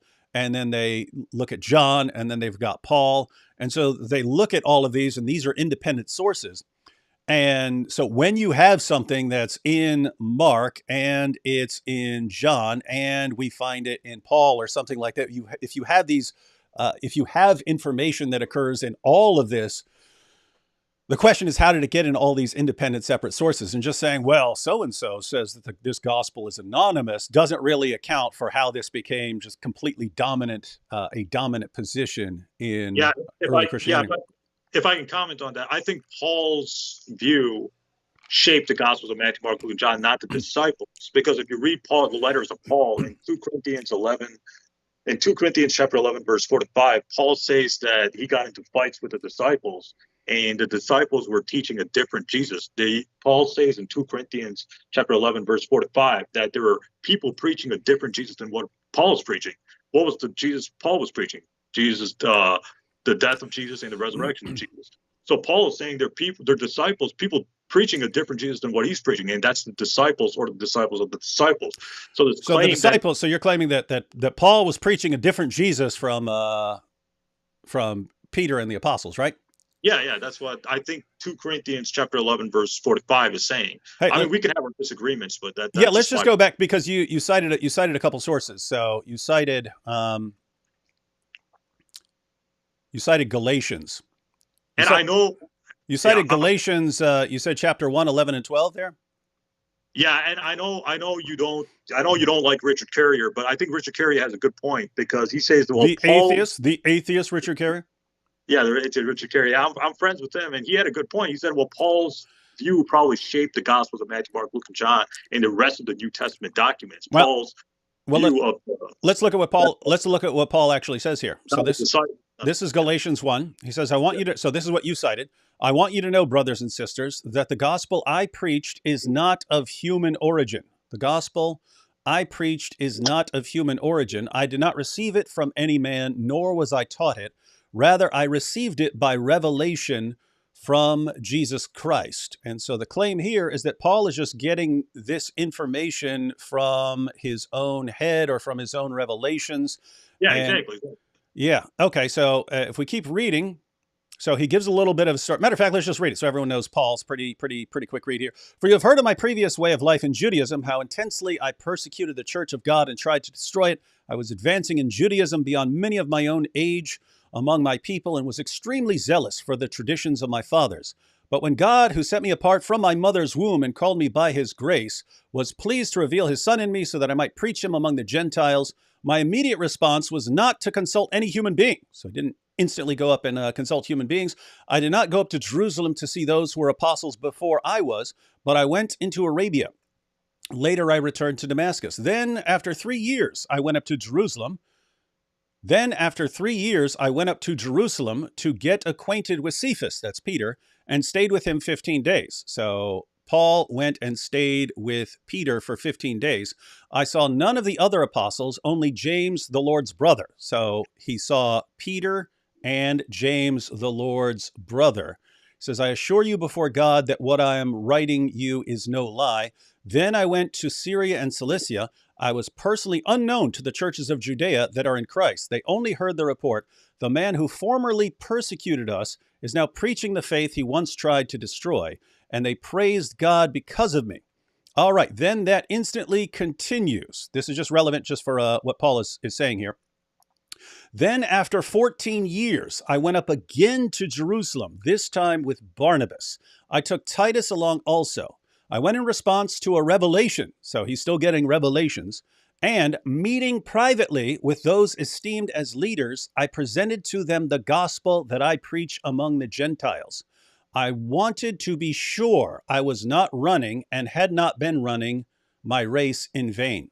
Yet not even Titus, who was with me, was compelled to be circumcised, even though he was a Greek. This matter arose because some false believers had infiltrated our ranks to spy on the freedom we have in Christ Jesus and make us slaves. We did not give in to them for a moment so that the truth of the gospel might be preserved for you. As for those who are held in high esteem, whatever they were makes no difference to me. God shows no favoritism. They added nothing to my message. On the contrary, they recognized that I had been entrusted with the task of preaching the gospel to the uncircumcised, just as Peter had been to the circumcised. For God, who was at work in Peter as an apostle to the circumcised, was also at work in me as an apostle to the Gentiles. James, Cephas, that's Peter, and John, those esteemed as pillars, gave me and Barnabas the right hand of fellowship when they recognized the grace given to me. They agreed that we should go to the Gentiles and they to the circumcised. All they asked was that we should continue to remember the poor, the very thing I was eager to do all along. So, Etishem, what I'm pointing out there is you go to Galatians 1 and you quote Paul saying, hey, I didn't get the gospel from other people. I got it from revelation. But notice what he does. After a while, he goes up and sees Peter and James. And then after another 14 years, he goes up and sees Peter, James, and John. And he says that there were people who were preaching a false gospel. So he goes up and he says that he presented what he's preaching. So he gets a gospel by revelation. He gets revelations, and in this case, it's about Gentiles not needing to be circumcised and so on. But he goes up to them and preaches to them the God, whatever revelations he'd had, and he says that it was to see if he had been running his race in vain. In other words, Paul is willing to go up to the apostles, to Peter, James, and John, and say to them, guys, this is what I got by revelation. But Paul is also a person who believes that Satan can masquerade as an angel of light. So for Paul, hey, if I have a way that I can test my revelations, I'm going to go test my revelations. So in other words, this would be like me. If I believe I got a revelation and it tells me that, it tells me about something that I can go investigate, well, it kind of makes sense to go and investigate it because then I can see if it's actually a correct revelation. But Paul says he did this. He says that there were people preaching a false message. So he goes up to Peter and James and John, says he laid out what he's been teaching, and they give him the right hand of fellowship. So it's Paul. He tests his revelations by asking Peter and James and John, hey, is this right? And they say, absolutely. Go preach that to the Gentiles. We'll focus on the Jews. You focus on the Gentiles. There were other people who were preaching something else. So I'm just pointing this out because when you go to Corinthians or something like that, and you see that Paul's talking about false apostles and so on, he's not talking about Peter and James and John. He's talking about these other guys that people who are also rejected by Peter and James and John. Point being, to say that Paul is just making this up, and you're saying, hey, Paul's getting this from his own head or something like this, his own private revelations, and that he can be out, he could just be out in left field and maybe nothing he's saying is actually true. Paul himself says, I went up and tested it because I needed to know if these guys are going to agree with me. And he says they did agree with me. So you're quoting Galatians to show that Paul's just coming up with this himself. And Paul himself says, actually, Peter and James and John are in agreement with me. Well, I disagree. Yeah, I disagree because notice what Paul says in Galatians 1:11-12. He says, I did not receive it by human origin. So what does that mean? It means that he's not getting his gospel from the disciples, Peter, James, John, etc. He's getting it from revelation. So Paul, I strongly believe that Paul made up Jesus' death and resurrection, and that view filtered into that colored or influenced the later New Testament documents, because Paul says in 1 Corinthians 15, 1 to 3 to 5, he says, "For what I received, I passed on to you through the most important, that Christ died for our sins according to the Scriptures." Now, notice what Paul is saying. He's saying he's getting that information from the Old Testament. But the hilarious thing is, when you read the Old Testament, it's not talking about any, crucified or dying Messiah. I know I saw your video before we went on about 10 reasons why Jesus died. You talk about Isaiah 53, but Jews, even Christian commentators, honest Christian commentators, are saying it's talking about the nation of Israel. So Isaiah 53 is talking about Israel. It doesn't make any sense. The person, whoever it is referred to as he, and he dies for the nation of Israel. So how is Israel dying for the nation of Israel as a substitute for the nation of Israel? Well, do you respect Jewish commentators and rabbis? I know there are Jewish commentators who say that refers to the nation of Israel, but you have to do that. If you don't want to believe that some person died, which is what it sounds like, if you don't want to believe that some person died, you have to say it's talking about something else. And you do have that the nation of Israel is called a servant. So you have some basis for saying the servant is the nation of Israel. But this servant also, you're saying the nation of Israel died for the people of Israel. That makes no sense. It just doesn't make any sense. Which is why it's just an uncomfortable passage for lots of Jews. In fact, my friend Anthony Rogers, he has Jewish in-laws, and he read Isaiah 53 to them one day, and the response was, "Hey, quit reading the New Testament to us." He's like, "Wait, that's not the New Testament. That's the Old Testament." Isn't he Italian or something? Oh, he has Jewish in-laws. Well, yeah, his in-laws. So anyway, but no, I think you missed the point of what I was saying about Paul. So Paul gets an appearance of Jesus on the road to Damascus. So he believes that Jesus appeared to them. He believes that he gets revelations from Jesus periodically. And so you point out, hey, Paul says, hey, I didn't get this from someone. That's true. He didn't get that initial appearance from Jesus by hearing it from someone. But he says in the same book you cited, Galatians, he says he went up and met with Peter and James at the first meeting. Then 14 years later, so he's going around preaching. Then he says he went up again, and I laid out the gospel that I've been preaching to see if I've been running in vain. Meaning I'm going to the actual apostles of Jesus. I'm going to Jesus' original disciples, and I'm asking them, is what I am saying correct? So Paul does go to confirm that message, and they confirm it. They say, yes. So it isn't just Paul saying, hey, I got these revelations, and I can just run around the world with these revelations. As Paul said, hey, I received these revelations, and then I went and verified them with the original guys.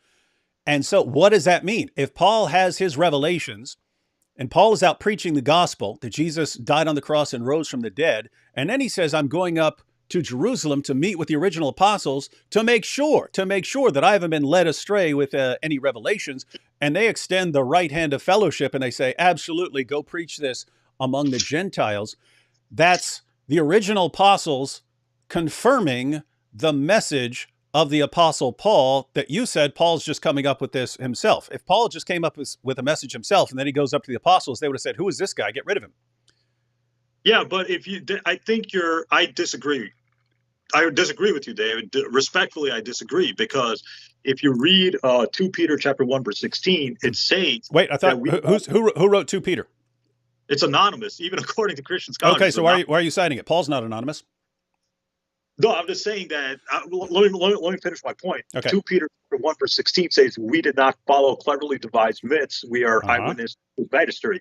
So this was writing unknown Christians who were saying that Paul's version of Jesus was a myth. Whoa!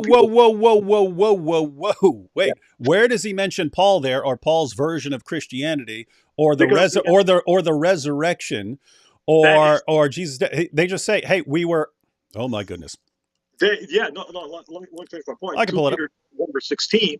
The Christians are saying that Paul's gospel is cleverly devised myth. So there are Christians saying that Paul's gospel is a myth. So Paul is the one. Where is he talking about Paul there? He's not talking. I'm just saying that's Paul's version beat out the disciples' version of Jesus, and there were Christians who were saying that it's a myth. Paul's gospel is a myth. 2 Peter Is that what they're saying? Yeah, that's what they're saying. That we did not follow cleverly devised myths. All right. We're going to take a look at this. We're going to take a look at this. Let me just pull these passages up.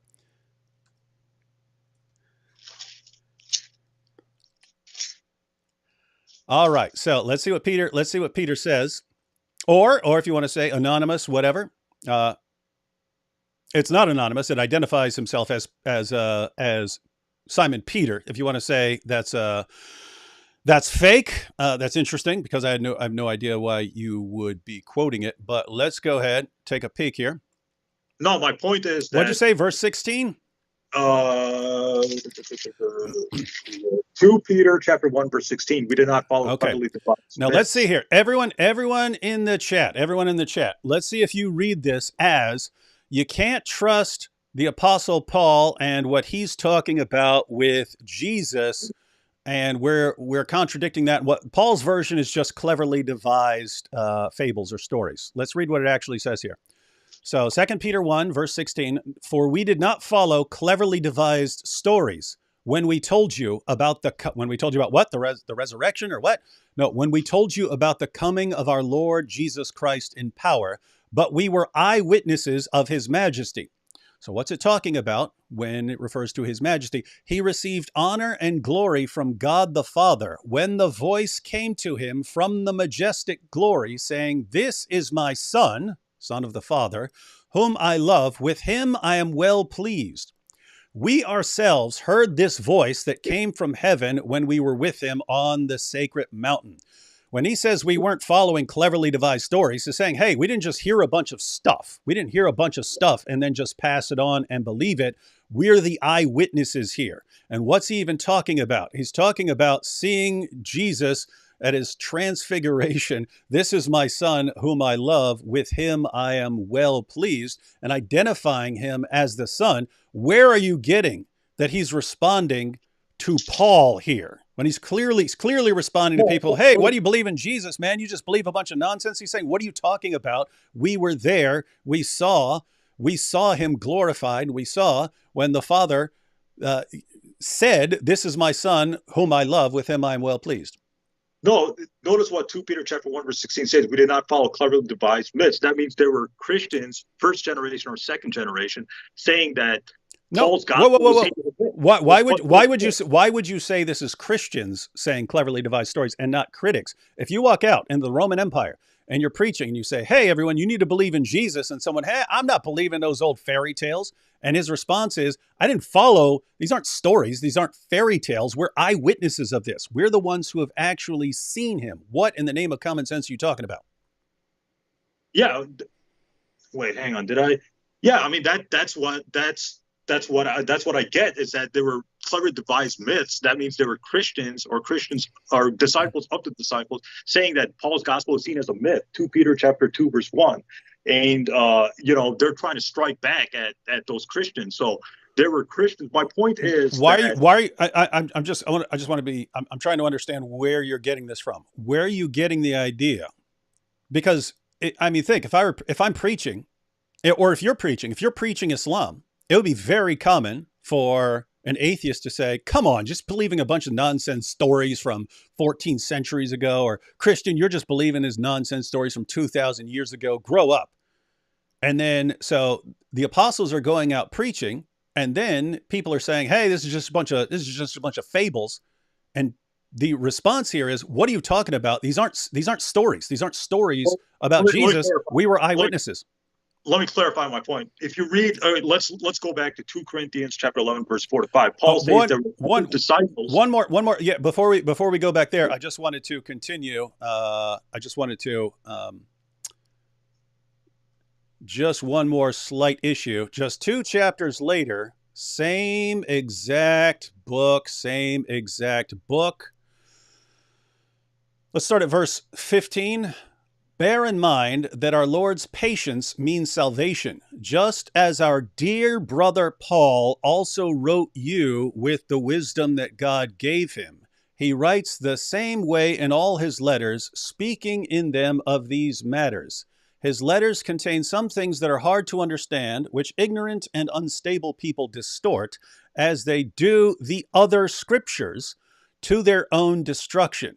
So this is the same book you brought out, that you brought up. You cited this. You said, we don't know who wrote it, but we're going to trust them to say that this book is attacking the Apostle Paul and saying you can't trust Paul. Paul is the one who's preaching these fables. And the exact same book that you brought up, that you cited, calls him our dear brother Paul, and then says that some people distort what he says as they do the other scriptures. So it calls Paul's writings scripture. So Paul's writings are on the level of scripture, and Paul is our dear brother, and yet you're somehow reading chapter 1 as the author condemning Paul's view of Jesus and the death and resurrection of Jesus. So how are you getting that from this? Well, it goes back to 2 Corinthians chapter 11, verse 4 to 5. Paul says there were other disciples or disciples of the disciples preaching a different Jesus than Peter. So 2 Peter came afterwards, right? So when they say cleverly devised myths, they're Christians who don't believe in Paul, according to 2 Corinthians chapter 11. So the author of 2 Peter is trying to strike back, saying we did not follow cleverly devised myths. So people are already saying that Paul's gospel, Paul's version of Jesus, was seen as a myth, because according to 2 Corinthians chapter 11, verse 4 to 5, there were people preaching a different Jesus than what Paul was preaching. And the only people who were preaching Jesus were the disciples or the disciples of the disciples. So you got a problem with 2 Corinthians chapter 11, verse 4 to 5. If you're saying Paul's gospel lined up with the disciples, no, that's not what Paul says. That's not what 2 Peter is. That's it. That's exactly what Paul, and by the way, this goes back to what we were reading from Galatians. Paul goes up to confirm his revelations with the apostles because there were other people in that early community who were saying that Paul is wrong. So Paul acknowledges that people were attacking his view of Jesus. He says the apostles, the actual apostles of Jesus, they confirmed his message. But Eteshem, this wasn't a disagreement. We know exactly what this is about because we have it all laid out. We have it all laid out. We have it in Paul's letters, and we have this in the book of Acts. I'm just saying, we know what this dispute was about. This dispute is not about whether Jesus died on the cross. The dispute is not about whether Jesus rose from the dead. The dispute in the first century that was among people who believed in Christ. These are people who believed in Jesus, and you're right. Some of the people who believed in Jesus rejected Paul. We know what this is based on. You had the early group, they're called the Judaizers. It's basically if you Etesham, wanted to become a Christian, they say you have to become a Jew first. You have to become a Jew and then convert to Christianity. So you're bound by the Old Testament law. So the first step is people have to get circumcised. They have to become Jews, and then they also believe in Jesus as the Messiah. Paul's rejecting that, saying you don't have to be circumcised. You don't have to be a Jew. And we find the exact same thing in the book of Acts that we find in Paul's letters, which is the apostles examined all this and they said, you know what, that's right. The Gentile believers do not need to become Jews and adhere to the Old Testament law. Even the Old Testament revelations, when they're being revealed, when the Torah is coming, this is for the children of Israel, the children of Israel, the children of Israel. These are the revelations for the children of Israel. So these revelations were part of a specific covenant. There were people in the first century who said, oh, if you're a Gentile and you want to get on board with Jesus, you have to also you have to enter into that covenant that was for the children of Israel. You have to be a part of that covenant too. And then you could believe in Jesus. Paul says, no, that's a different covenant. Jesus saying he brought a new covenant. Because there's a new covenant, you just enter into the new covenant. Why are you going back to the old covenant to join the new? It doesn't make any sense. That's the dispute between Paul and these other preachers. But guess what? The apostles, Peter, James, John, they're on Paul's side in all of this. They agree with Paul, and that's why this wins out. No, I disagree. I respectfully disagree. I think because if you read Galatians 1, chapter 1, verse 6, it says there are people preaching a different gospel. So the disciples, yes. who believed in Jesus? Have you read Galatians? The book explains itself. He's going off on people saying that you have to be circumcised to believe in Jesus. I read the entire Bible twice. I read it twice. Okay. Then you know what Galatians is about. Yeah, but I'm saying there are people saying that there's a different gospel. Galatians chapter 1, verse 6, it says a different gospel. So who is preaching the gospel? The disciples, right? So Paul is saying these aren't minor doctrinal disputes. He's saying people are preaching a different No, gospel. dude, these were not minor. This was I mean, like ripping the church into different factions over the issue of whether Gentiles actually have to obey the commands of the Mosaic covenant. That was a huge issue. That was not a minor doctrinal issue. In fact, even what? Go ahead. How do you explain Galatians chapter 1, verse 6? Read Galatians. The entire thing is, guys, you don't have to be circumcised. In fact, Paul even goes off in Galatians.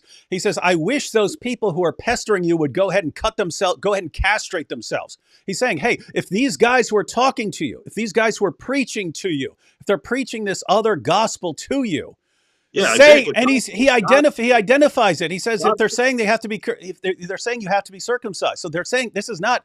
Oh, and by the way, they're saying Jesus didn't die by crucifixion. No one's saying that. They're saying you have to obey you have to obey the commands of the Mosaic covenant. That's what the entire book of Galatians is about.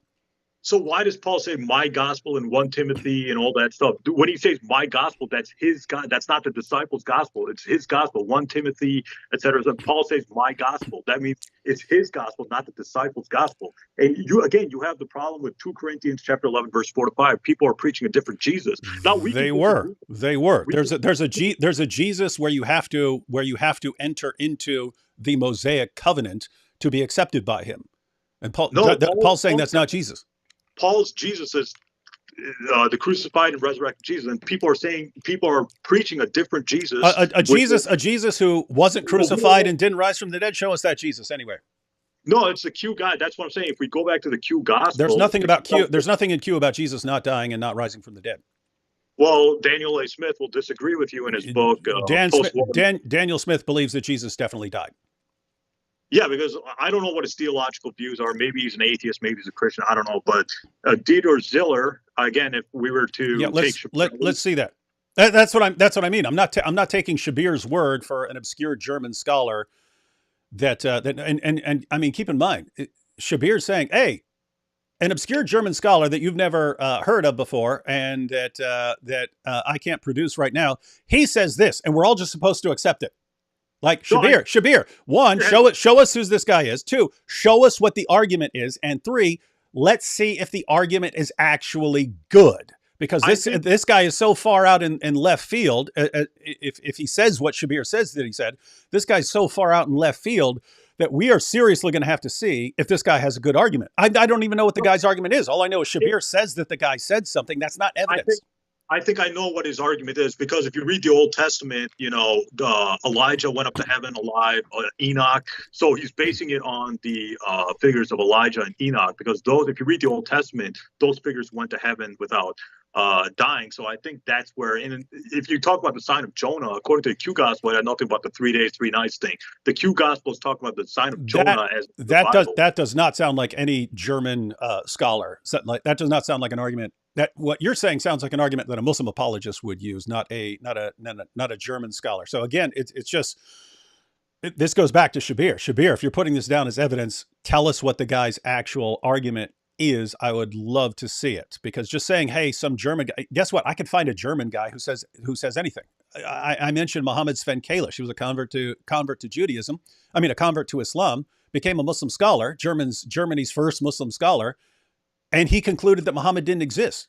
Guess what? I can't simply say, well, this guy says Muhammad never existed, and therefore, you see, a German scholar says that Muhammad never existed. That's not evidence. That's not evidence. You'd have to say, what are his reasons? Do we accept those reasons? And as far as what his reasons were, I reject it. I'm not going to say, well, he's a German, therefore he's right. You definitely don't want to say someone's right just because they're a German. That would lead to some pretty disturbing global global catastrophes. Well, I think I know where he's getting it from or his reading of the Old Testament. Elijah and Enoch were taken alive, so that's where he's coming from. That's where he's basing it off of. So We'd have to see it, but that would make no sense. So God took certain people alive, yeah, but therefore other people who died were actually taken alive. You could say that about anything. So that if that would be his argument, I would regard that argument as completely ridiculous, which is why I have more respect for even an unknown German scholar that I've never heard from apart from Shabir Ali, to think that he's probably got some better argument, but I'm guessing it's completely unpersuasive. Otherwise, you'd find the argument from someone else besides some obscure German scholar that no one's ever heard of. no, I mean, I disagree. I disagree with what you're saying, but that's just me.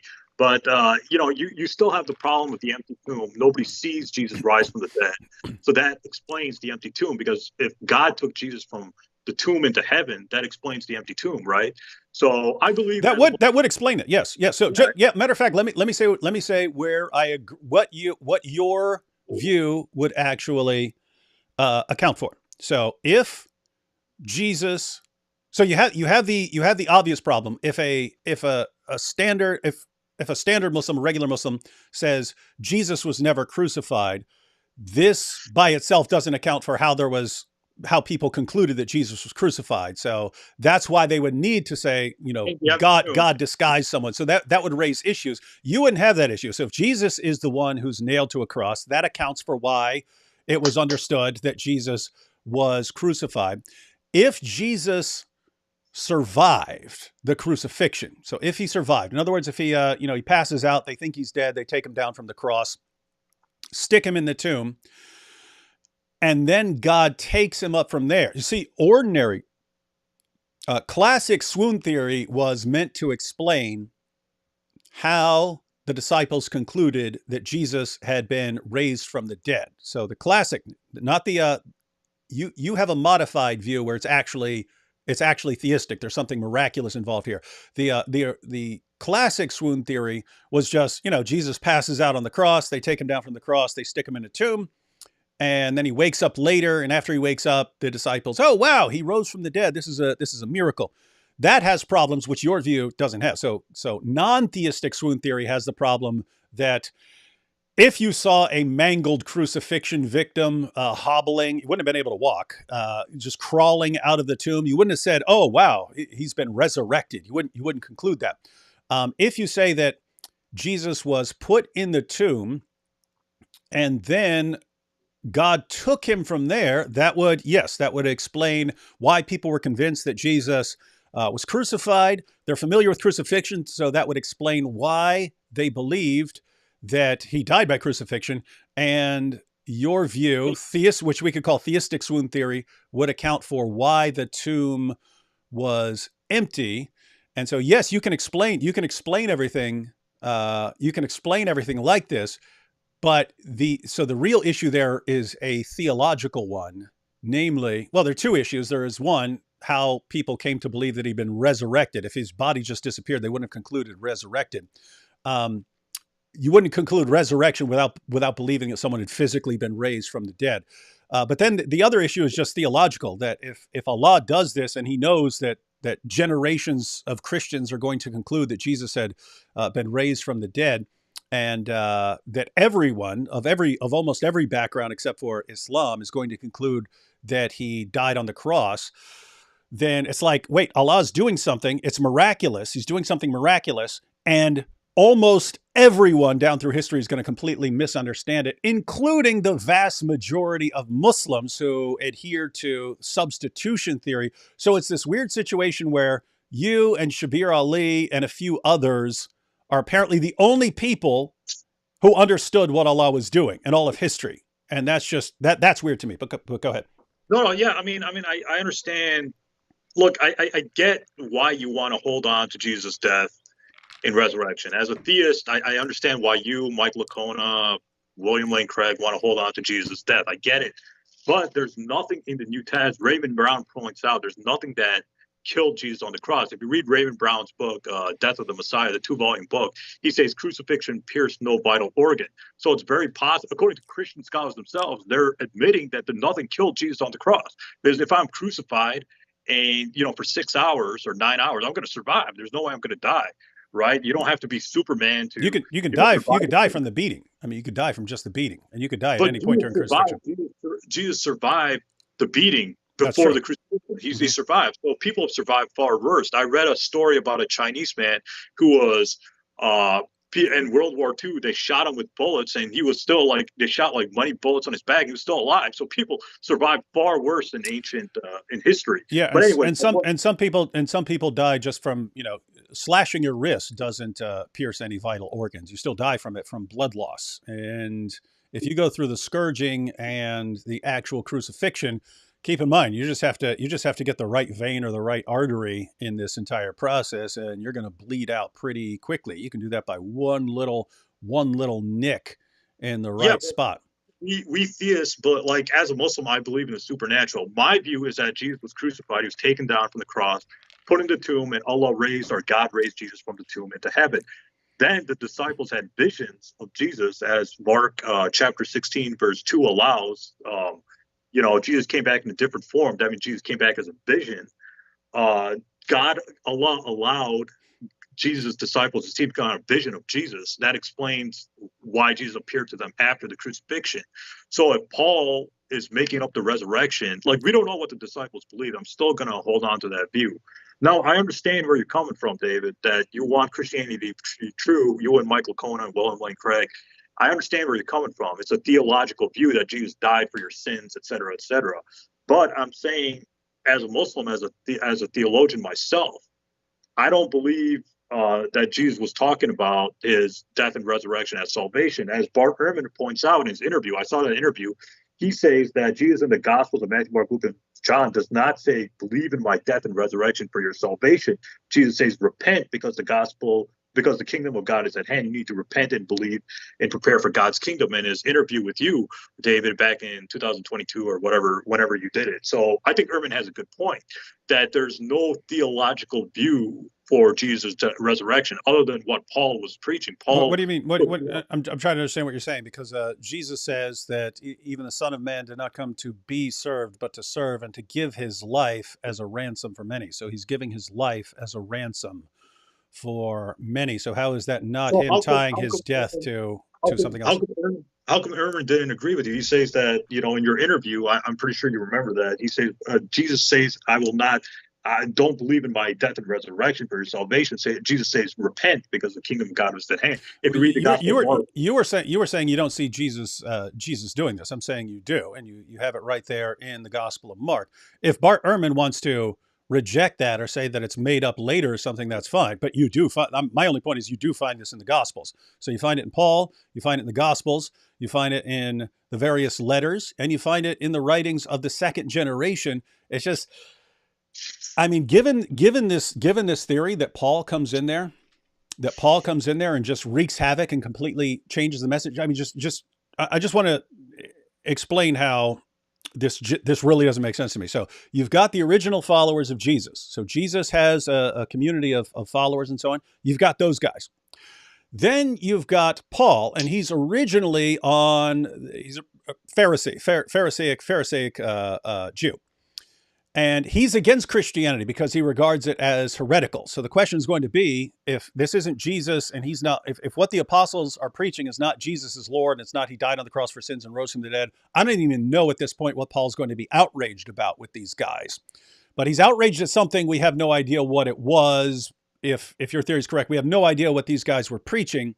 Just Paul was really, really mad about it.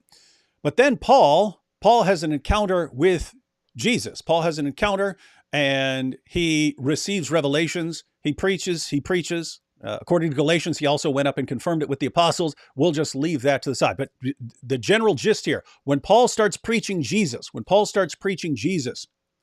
his fellow Jews are really upset with him now. Now they're upset at the Apostle Paul. So here's the main issue. If Paul is not on the same page as the early Christian church, as the original Christians, Paul isn't on the same page with them, and he's preaching something radically different, completely different Jesus. And the Jews are mad at him. Then basically you've got the Jewish community. They can't stand the Apostle Paul because he's preaching Jesus is Lord and Jesus is the Messiah, and Jesus died on the cross and rose from the dead. So they wouldn't have been able to stand. They wouldn't have been able to take that. But neither would Jesus' followers. If Paul's going out and preaching some different Jesus, then the original followers of Jesus wouldn't have liked that. The Romans wouldn't have liked that. Paul's proclaiming Jesus as Lord and King. So this would have been Paul by himself, and everyone would have disagreed with him. Everyone. Yeah, the Jews would have disagreed with him. Jesus' followers would have disagreed with him. The Romans would have disagreed with him. Everyone would have disagreed with Paul. And what you're saying is that the Apostle Paul, completely on his own, in no man's land, just convinced the entire world to adopt the message that is now known as Christianity. That is the most, I mean, in a weird way, you're saying Paul is the most epic communicator of all time. He could literally have all the forces that existed in his time completely against him and still win. I mean, that's some dude. Let me respond to that. Well, first of all, as a theologian and as a historian, that history is written by the victors. Right? Like Alexander the Great was a conqueror, and your book's written about him. And, because he was successful. Alexander the Great was successful in conquering, etc. So, David, that history is written by the victors, right? So Paul was the most successful missionary. I think you and Mike Lacona, etc., will agree with me that Paul was the most successful missionary. Like, who knows what happened to Peter and, all those other people. So the question really arises, why should we believe in Paul? He got into fights with the disciples. Listen to this. He got into fights with the disciples. Over what? The disciples weren't preaching like what he was preaching. And which disciples? Peter, none of those people, they didn't like him. They were saying he was preaching a different Jesus. But let me finish my point. Where'd they say that? Let me finish my point, okay. And then so basically, I think why Paul converted. I think this is a issue that I think Richard Carrier had a good point here. I know you don't like Richard Carrier. I know he doesn't like you, but we have to take into consideration what he says. He says Paul was feeling guilt. He was feeling guilt, and that's why he converted. It was a guilt hallucination or vision. That's why he got a vision from Jesus. So Paul wanted to be a leader instead of a persecutor. So these disciples who, according to the Gospels, the disciples are slow, dim-witted, they're illiterate, etc. Paul is the most educated. So of course he's going to overthrow the disciples. He's going to come up with his own death and resurrection for whatever reason, just to destroy Christianity from within or something. I don't know. And like I said, history is written by the victors. So Paul's gospel probably. But he was the victor, though. Paul overpowered everyone, the Jews, the original followers of Jesus, everyone. Paul beat everyone. He was so absolutely amazing. He was such an amazing misleader and deceiver that he won against everyone. He absolutely overpowered everybody and won to the point where we have history has no recollection of some other Jesus who didn't die on the cross and didn't rise from the dead. Yeah, Paul says, I'm crafty, I'm tricky. He says that in 1 Corinthians, etc. So Paul Whoa. You're not reading that? Paul is one of the most sarcastic writers of all time. You're reading when he says, crafty fellow that I am. I caught you by trickery. You're interpreting him as this is the mastermind deceiver saying, ha, ha, ha, I tricked you guys. That's your theory?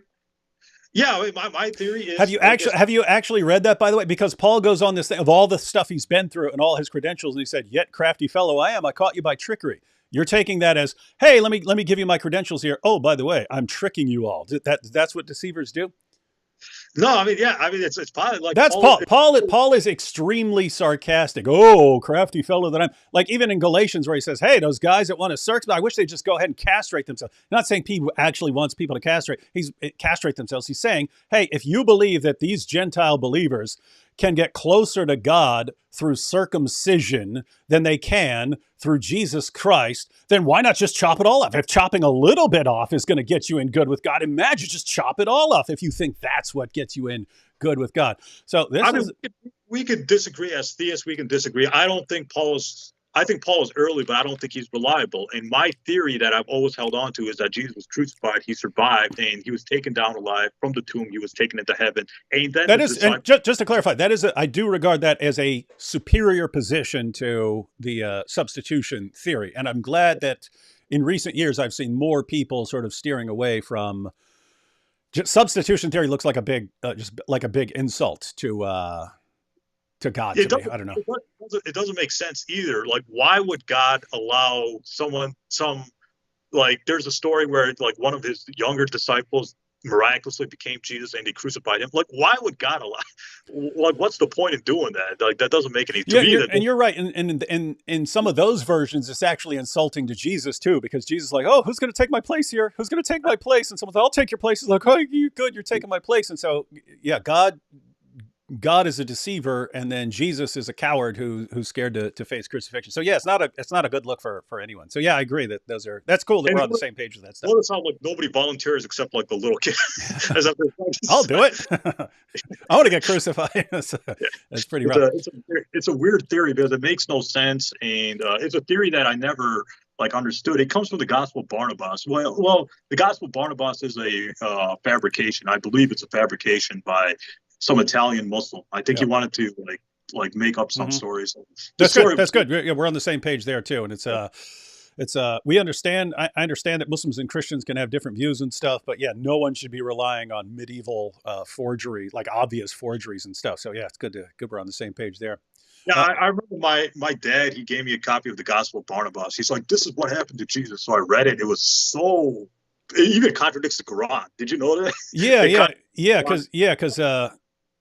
Yeah, Jesus denies that he's the Messiah, and there are all sorts of historical inaccuracies. He said, and then we sailed to Nazareth. Like Nazareth is in the middle of the land. There's no water that you're sailing. You can't sail to Nazareth, and so yeah, there are all sorts of problems. My dad gave me a copy of the Gospel of Barnabas. He's like, "This is the true gospel." Then I went online and then I found Answering Islam's webpage. They ripped that gospel to shreds. Everyone was like, "No, it's not the gospel." Yeah, and that's good because. Lots of people from every background tend to agree with whatever whatever someone from their side or a family member or something presents to them, and I have to stick to this because that's what my side does. So it is good that you're actually that you can look at these things critically and so on. Yeah, so my dad was like, "Yeah, I told my dad about it, and my dad was like, just go do your homework. He didn't want to talk." Smart. Let's take a few more super chats here. Sahih Muslim, Book 5, Hadith 2286, preservation. Yeah, that's where Abu Musa talks about, tells people to remember to recite the Quran so that they don't lose more chapters. How could the Savior die on the cross when he doesn't even have a physical body? That's a criticism of the Dulcidists and certain Gnostics and so on who believe that he didn't have a physical body. But yeah, that's not us. That's not me and Eteshem here. Yeah, I agree. Jesus was crucified. I agree with that. I think that's historically certain. So if you want to nail the crucifixion on me, I agree with David Wood. Jesus was crucified. I think that's as certain as George Washington being the president, or Abraham Lincoln being the president, or Alexander the Great conquering, these lands. I think it's certain that Jesus was crucified. Where I disagree with David is the disciples' beliefs, the empty tomb, and the Q gospel, which predates Matthew, Mark, Luke, and John, which talks about Jesus' disappearance. Now, me and David can have our friendly disagreements, but that's just me, If God can keep him alive after so much torture, why wouldn't he be able to raise him from the tomb? Romans 10:9. Now I'm going to assume, Eteshem, that you and I would both agree, of course, God can raise someone from the dead. So our agreement is not, and I would agree that God can miraculously sustain someone through crucifixion. So we both agree that God can do these things. Our disagreement is what God actually did. I believe God raised him from the dead, and you believe he sustained him.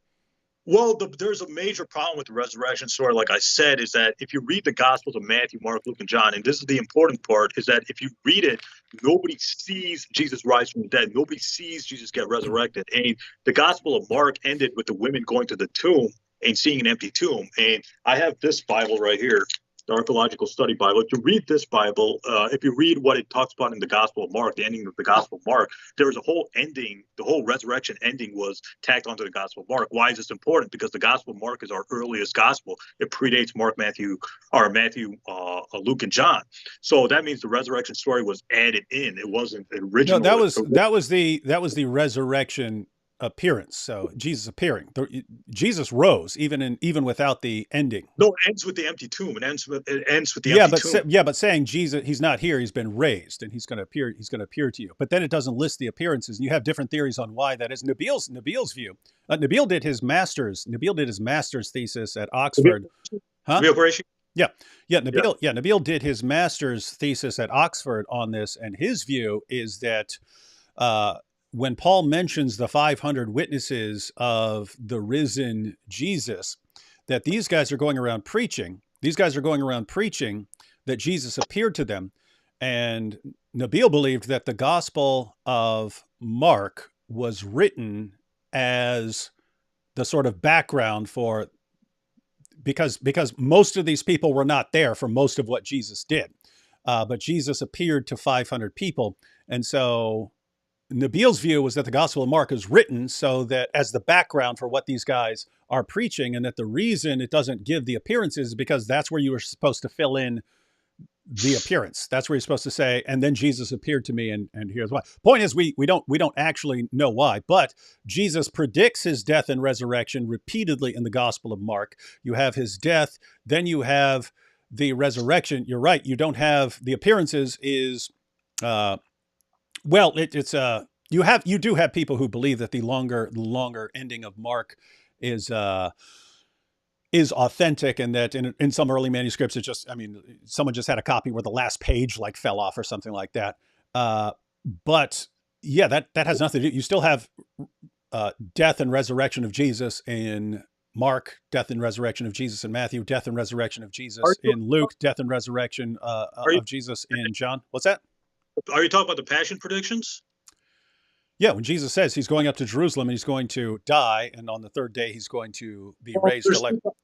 Two problems I have with that. One is if you read, there's something called prophecy after the event. So I think it's prophecy after event. It can be, If Jesus did predict his death and resurrection, why in the Gospels the disciples are surprised when Jesus comes back? Is this because the disciples are slow and dim-witted, or because it was they didn't know about it? That's well, the thing is Jesus spoke in lots of parables and so on, and so again they had no concept of a dying and rising Messiah. So if he says I'm going up to Jerusalem to die, you're going to be like, oh, what's he really mean by that? And then what's happening? What the heck is going on?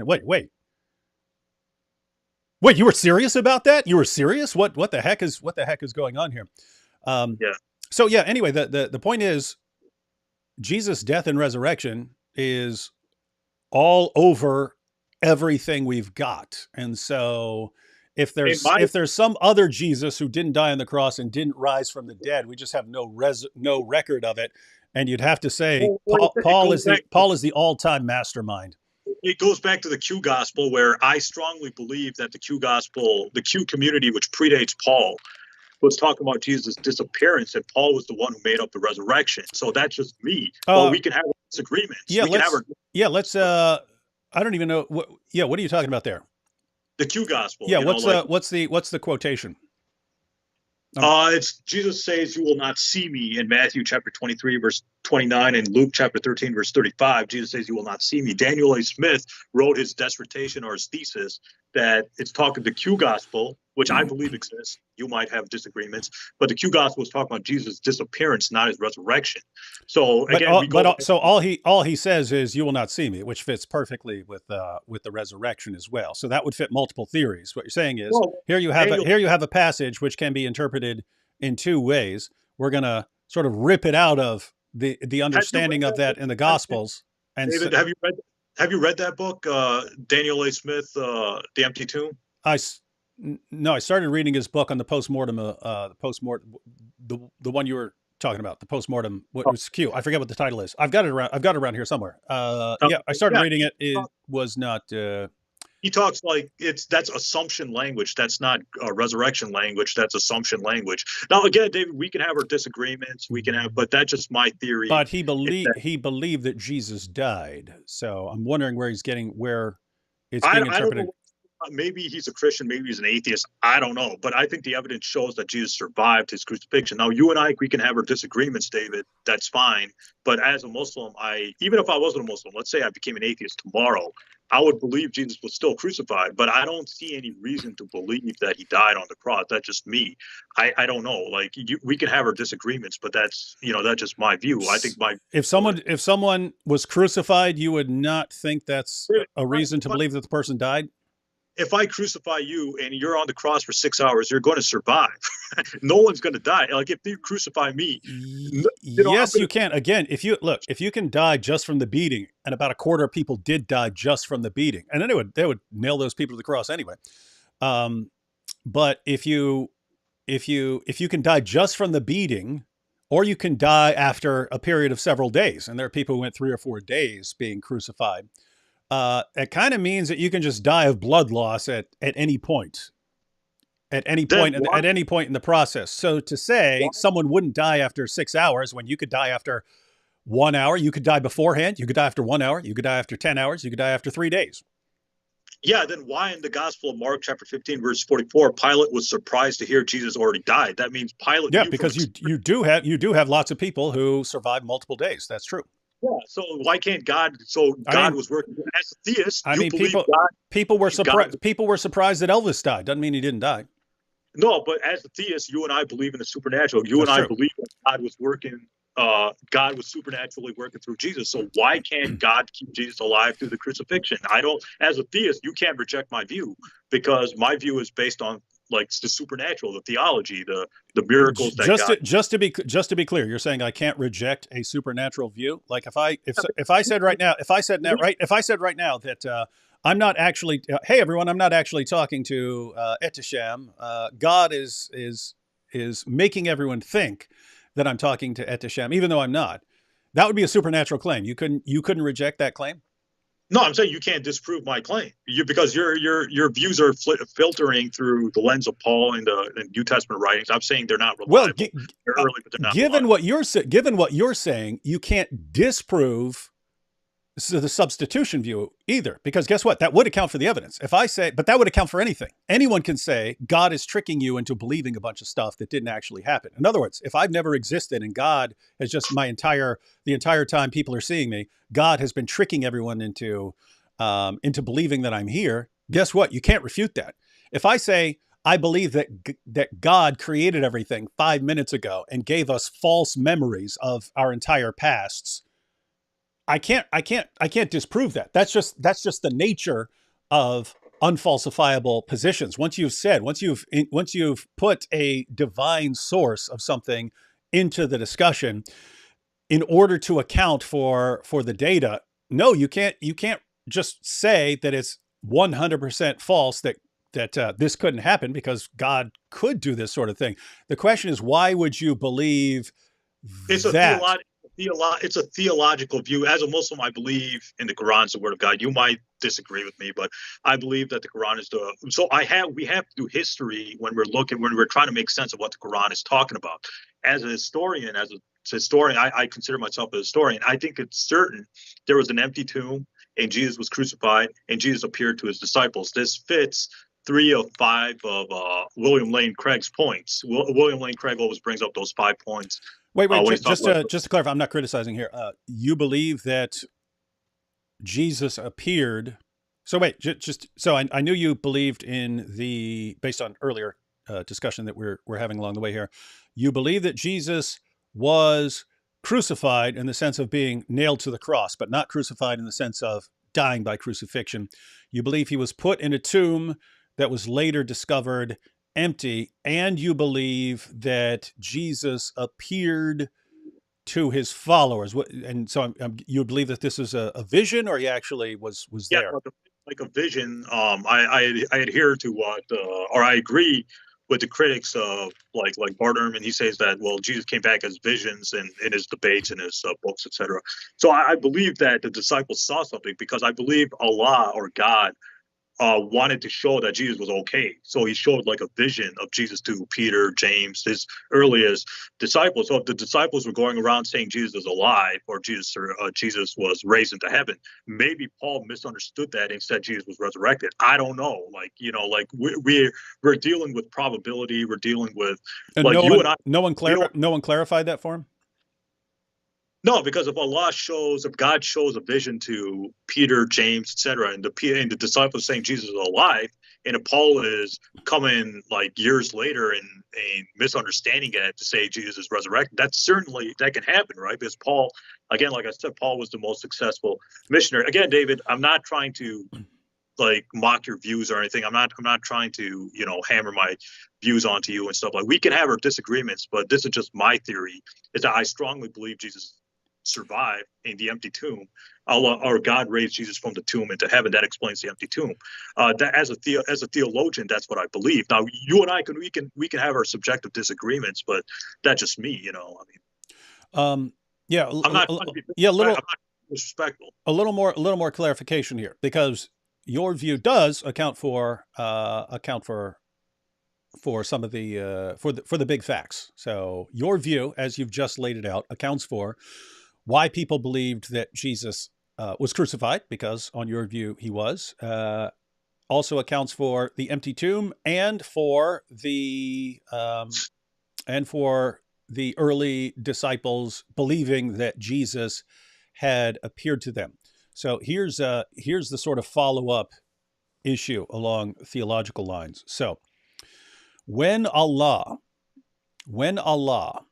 does two things here. Allah does two things, which, as it turns out, were massively misunderstood by literally billions of people all the way down to the present. So, on your view, Allah miraculously sustained Jesus on the cross, but people thought that he died, so much so that Pilate is surprised that he died. So they think that he's dead.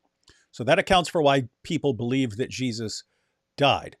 So Allah does something, and he knows that people are going to misinterpret that as Jesus being dead. So that's one thing Allah does.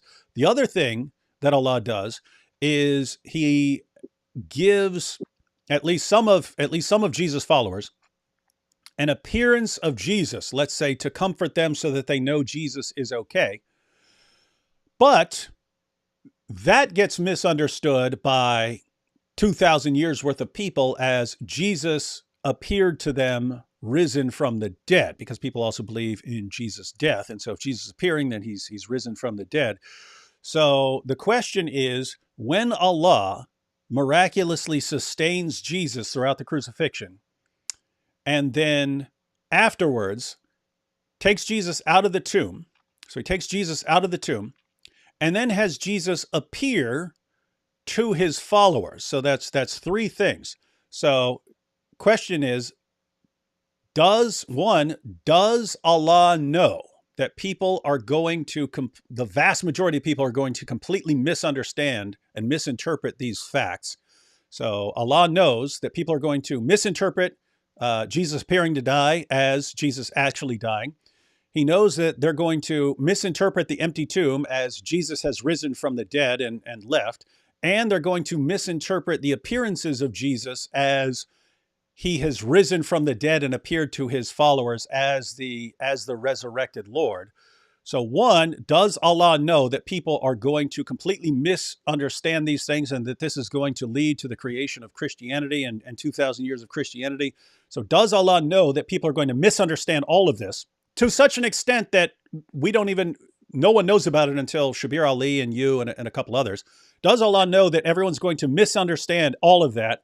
And two, is he okay with doing things that the vast majority of people and all future generations of Christians are going to completely misunderstand? Is Allah doing things that he knows everyone's going to misunderstand? And two, did he know that that so many people are going to misunderstand what he did? And two, is he okay with people misunderstanding all of this and sort of starting Christianity as a religion in the process? Well, like I said, like Paul, I believe that Paul made up the death and resurrection. Paul was the most successful Christian missionary or whatever. So Hold on, Paul hold on, hold was on, hold on. Just, I'm just, this is just clarification. I'm not objecting to what you're saying. Um, you said that Pilate was surprised that Jesus was dead. Like, do you believe that actually happened? Because if so, then that means no, people are actually reporting I that believe Jesus was dead. I believe Pontius Pilate crucified many people, and he knew from experience that in order to die, you need to be there for a few days. Like death by crucifixion typically took days. Jesus was on the cross, I believe, 6 or 9 hours. Don't quote me on that. Let's just say 6 hours for sake of argument. So Jesus would have certainly survived. Even Raymond Brown, in his book "Death of the Messiah," the 2-volume book, he says crucifixion pierced no vital organ. So even Christian scholars are saying that nothing killed Jesus on the cross. So why, No, no, no, why? no, no. So if I say you got shot 10 times and it didn't pierce any organs, but you bled out, that does not mean you didn't die. So yes, putting a nail through a wrist here and through your heel pierces no vital organs. The lashing doesn't pierce any vital organs, but you die from blood loss. You die from blood loss and shock and eventual heart failure. That's the point of people when they say, "Hey, you don't die from actually having your lungs destroyed or something like that." They're not saying, "Oh, therefore there's nothing that kills you." It's you don't die. You don't die in crucifixion from from organs being pierced. It's you die from blood loss and shock and things like that. No, then it goes back to theological view that God supernaturally kept Jesus alive. So Paul was the most successful missionary, and history is written by the victors. Hang on. That, Yeah. Hang on. Yeah. Yeah. So what I was asking about that was if you're saying that Pilate was surprised that Jesus was dead, that means that people had reported to Pilate that Jesus was dead because Pilate is surprised by this. Now, it sounds like your view is that they thought he was dead, but that was just Allah had miraculously sustained him, so he kind of looks like he's kind of has the appearance of being dead, and then they stick his body in the tomb. But that would mean that Paul doesn't come up with the idea that Jesus died. Paul doesn't come up with that. That view was already there. That view was already there. That was standard. That like the people who were there thought that he died. So that's not something that Paul came up with.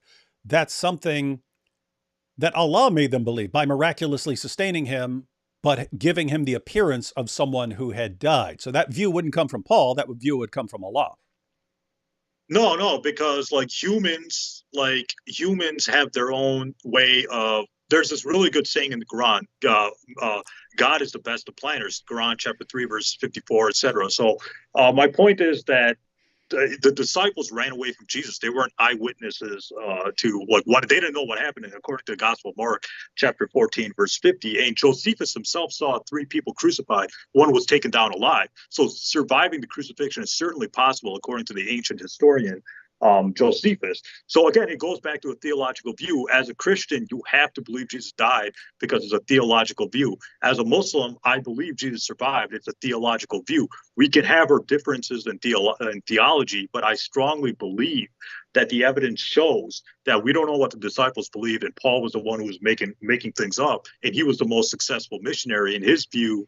I agree that the New Testament says Jesus died and was resurrected. I agree with you on that. So if you want to keep pushing that on me, that the Gospels say Jesus died and was resurrected, I believe it. But the problem goes back to, are the New Testament documents reliable? No, they're not, according to your conservative scholars. And then we know where the stories came from. It came from Paul, not the disciples. The disciples didn't write down anything. So who knows what the disciples believed? You would have to prove that to me. I don't know how you could. It's like impossible to prove what the disciples were saying if you're just going by Paul, etc. So that's what I believe. Paul started Christianity, not Allah. Yeah, yeah. I have to say, over the years, Muslims have exalted Paul almost to the level of a rogue deity with how powerful he was, right? I mean, Yeah. again, rejected. He would have been rejected by his fellow Jews. He would have been rejected by the disciples of Jesus, and yet completely overpowers everyone. Yet, at the same time, he's claiming to submit to their authority. Hey, whatever I'm preaching, I go up and I check to verify that what I'm saying is that they're on board with that. And then, of course, the next generation of Christians who knew the apostles, they think that Paul and Peter and all these guys are on the same page. So yeah, Paul, absolute mastermind. It's just weird that Allah knows this. He knows, hey, people are going to misinterpret this Jesus being nailed to the cross. They're going to misinterpret the empty tomb. They're going to misinterpret appearances, and it's going to start Christianity. And this apostle right here, this apostle is going to ease on into there and take over and completely corrupt everything and mislead everyone. Well, but it's theological, so I can't object to it. So. No, maybe he was trying to destroy Christianity from within. I don't know. Like, I'm not, like, we can just work. I have to work with the information that I have, right? And Paul was the most successful missionary. Why? We know. Quick question along those lines, because you didn't. You could have even with your view, you could have multiple views of Paul. You could say he's delusional or something. It's like with Muhammad. There are people who believe that Muhammad was deliberately deceiving people, and there are people who believe that no, he sincerely thought he was a prophet. He was just wrong. So I'm talking about the non-Muslim views, critical views. There are people who believe that Muhammad was deliberately deceiving people, and there are people who believe that he was sincere, but he was just wrong. So you can have the same view of Paul. You can say that Paul was deliberately misleading people. Or that Paul really thought he was an apostle and he was just wrong. But when you're saying that Paul came up with the idea of destroying Christianity from within, have you thought through that? Like, why would Paul want to do that? Because Paul's original objections to the Christian message was that it disagrees with Judaism. So why would he turn Christianity into this much bigger thing, which flies in the face of Judaism? If his objection to the preaching of Jesus is, this contradicts my view of Judaism, why would he then twist it into something that goes even further and then spread it around the world so that billions and billions of people are now on board with it? Because that's weird. I don't know, but what my views are that the disciples, they were not successful in preaching whatever their version of Christianity was. Why Paul would go to these extreme lengths to, distort the message of Jesus, but like Paul contradicts the Gospels. Like Jesus says in the Gospel of Matthew, chapter 5, verse 17 to 19, I believe, that follow the law, that I've not come to abolish the law but fulfill. Paul gets rid of the law. He says, the law is we're saved by the grace of God, or the crucifixion is the way to salvation, etc. So Paul already contradicts Jesus. Now, why Paul would make up this grand scheme to destroy Christianity from within, and why would he go through? How did I was pulling up a passage? How did Paul contradict Jesus? Like Jesus says in the Gospel of Matthew, chapter 5, verse 17 to 19, I believe, Jesus said, "I've not come to destroy the law, but to fulfill." Jesus also says Scripture can't be broken in the Gospel of John, et cetera, et cetera. So Paul wants to get rid of the Old Testament and say, focus on the crucifixion of Jesus for sins, et cetera, et cetera. Jesus died for your sins. But I thought the Gospels were inspired by Paul. So why would they contradict him? Well, maybe they have like genuine teachings of Jesus on, even like Bart Ehrman says, like, we have to go to the New Testament to learn about what Jesus says. So I agree with him there that that's the earliest record. So, I don't know, but there is a problem with Jesus contradicting Paul and Paul contradicting Jesus in the epistles versus the gospel. So you do have that problem as a theologian.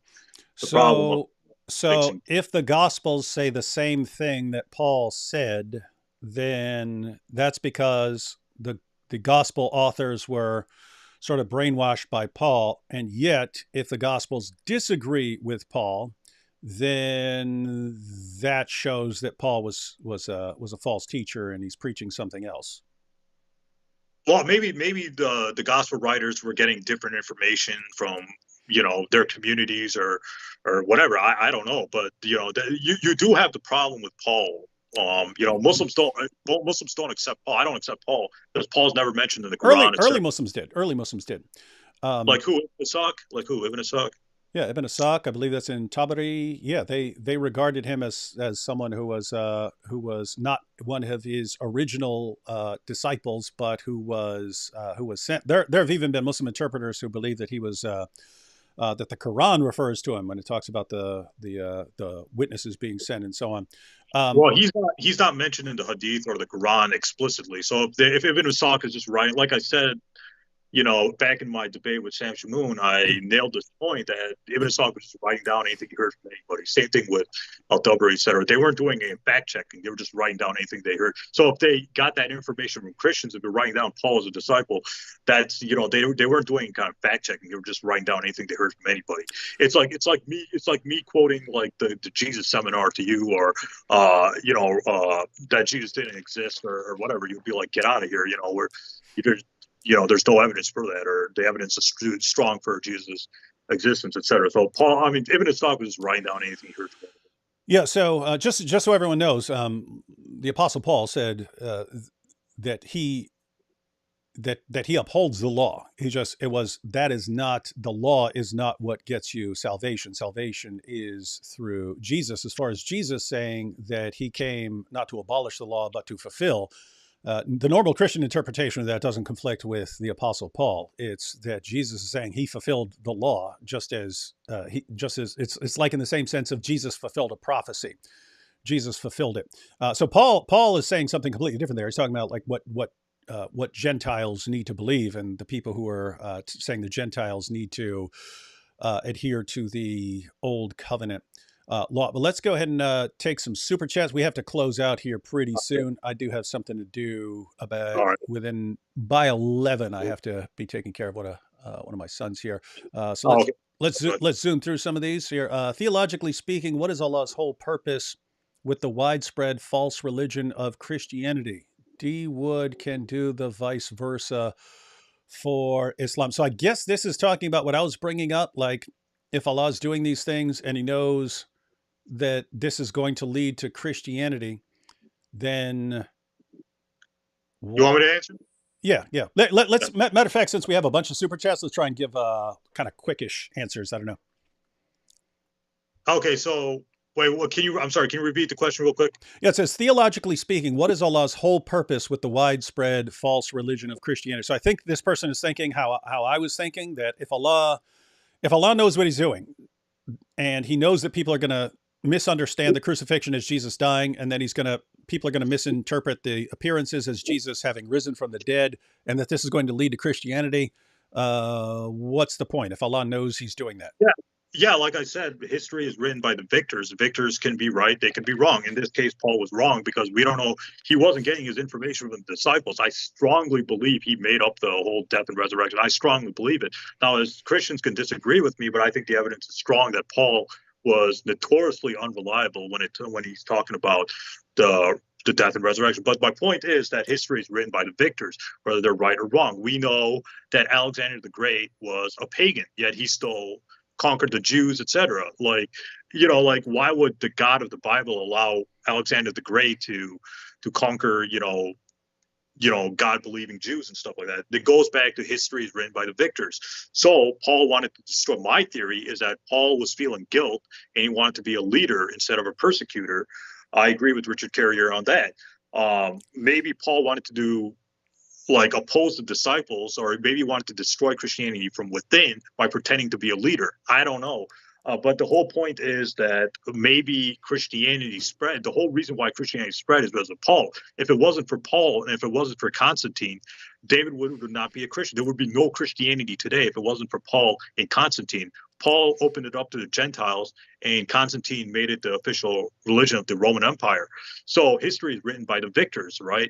So, why was Christianity successful and not, the cult of Apollonius of Tyana or something like that? Because of Constantine, right? Constantine was outlawing paganism, and he was forcing Christianity. He was looting pagan temples, and he was, forcing Christianity on people. Paul was the one who went to the Gentiles because Jesus' disciples were limited to the house of Israel, while Paul was taking it to, Europe, to the Middle East, to other places. So Paul is the victor here, not the disciples. The disciples were not successful in preaching their version. of Christianity. Paul was.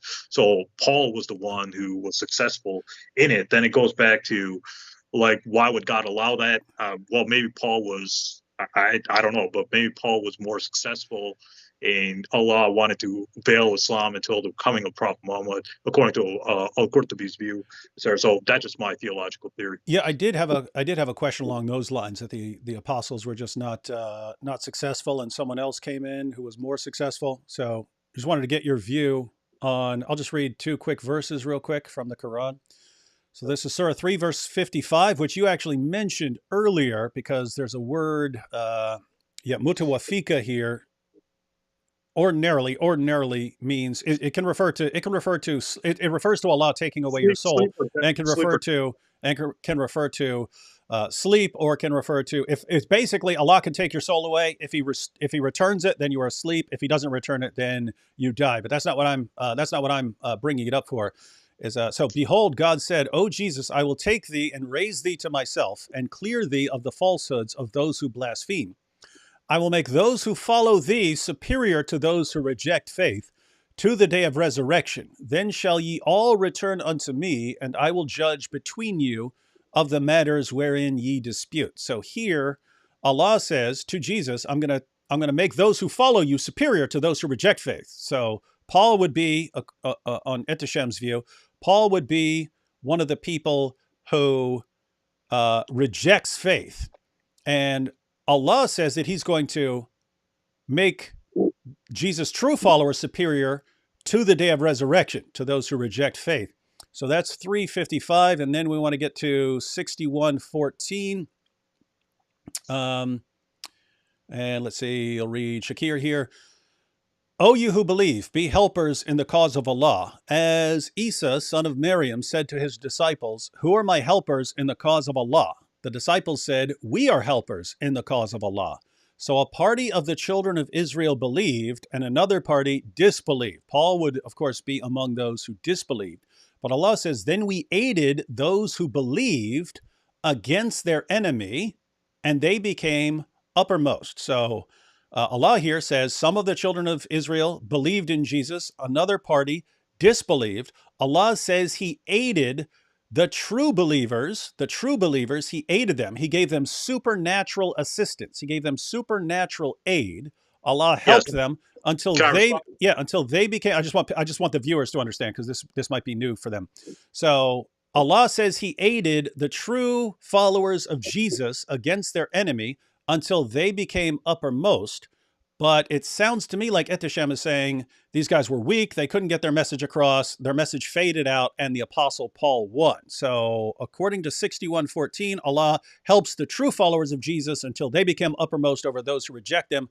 According to Etishem's view, the false apostle is the one who becomes uppermost, and the real followers just sort of fade out because they're weak preachers and they can't get the job done, and apparently Allah didn't help them at all. So which one's right?